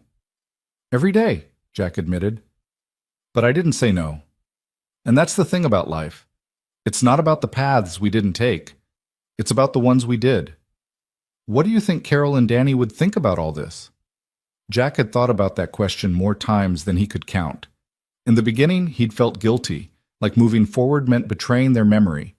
But time and therapy and Mara's patient understanding had taught him that grief and joy could coexist, that honoring the dead didn't require punishing the living. "I think Carol would be relieved I'm not sitting alone in that empty house anymore. I think Danny would have liked Eli, would have taught him all his secrets about getting away with not doing homework." Jack swallowed past the thickness in his throat. "I think they'd want me to be happy, and I am. For the first time in years, I'm actually happy." "Me too," Mara said. "Terrified and uncertain and still dealing with trauma, but happy underneath all of that. Happy because of you." Eli returned from the bathroom and slid back into the booth. "What are we talking about?" "Just about how lucky we are," Jack said. "Yeah, we are pretty lucky." Eli grabbed a French fry from his plate. "Hey, Dad." He paused, testing out the word. "Can we work on the bike tomorrow? I want to learn how to adjust the carburetor." "Dad." The word hit Jack like a blessing and a curse, weighted with responsibility and love in equal measure. "Yeah, son. We can work on the bike tomorrow." They finished their meal and walked out into the Portland evening, the 3 of them heading home together. Not to Jack's house or Mara's shelter or Eli's storeroom, but to their home, the place where they'd built something impossible out of grief and desperation and the reckless courage of saying yes when no would have been easier. That night, long after Eli had gone to bed and Mara had fallen asleep beside him, Jack stood in the doorway of Danny's room. He hadn't changed it, hadn't packed it up or repurposed it. It remained a shrine to the boy he'd lost. But standing there, he realized the room wasn't sad anymore. It was just a part of the house, a part of his history, a part of the story that had led him to this moment. "I hope you're okay with all this," Jack whispered to the empty room, to the ghost that might or might not be listening. "I hope you understand that loving them doesn't mean I stopped loving you." There was no answer, but Jack hadn't expected one. The dead didn't speak except through memory, and memory told him Danny would have been excited to have a little brother to teach and torment. Memory told him Carol would have loved Mara's fierce loyalty and quick wit. Memory told him he'd been given a second chance at family, and the only way to honor those he'd lost was to fully embrace those he'd found. Jack closed the door, not locking it, not sealing it away, just closing it the way you close any door at the end of a long day.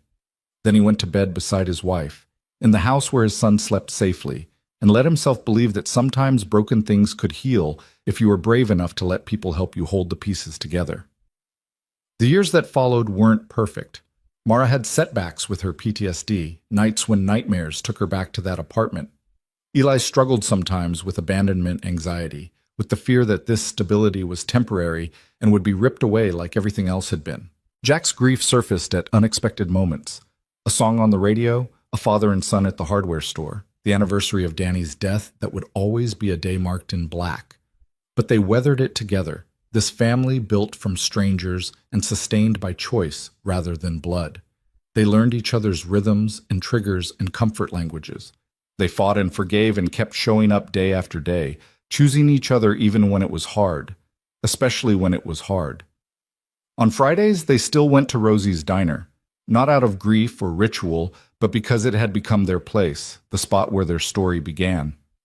Sometimes they talked about the past, about Carol and Danny, about Derek and the escape, about all the pain that had led them to each other. But mostly they talked about the future, about Eli's dreams of becoming an engineer, about Mara's plans to maybe open her own restaurant someday, about growing old together and watching grandkids play in the same backyard where they'd gotten married. And always, always, Jack was grateful. Grateful that one desperate mother had asked if they could stay a while. Grateful that he'd said yes instead of no. Grateful that grief hadn't been the end of his story, but rather the bridge to its next chapter. Because the truth was, some families weren't born. Some families were found in diner booths and motorcycle shops, built from shared meals and midnight conversations, and the radical act of letting strangers become something more. Some families were the ones you chose when blood failed you, the ones you fought for and built and maintained through sheer stubborn love. And sometimes, if you were very lucky, those families became your reason for believing that the world, despite all its cruelty and loss, still had room for mercy. Still had room for second chances. Still had room for a middle-aged mechanic, a traumatized mother, and a hungry kid to find each other in the dark and decide that together they could be each other's light. Jack Turner had thought his life was over. But it turned out it had just been waiting for the right people to walk through the door and remind him what living actually meant.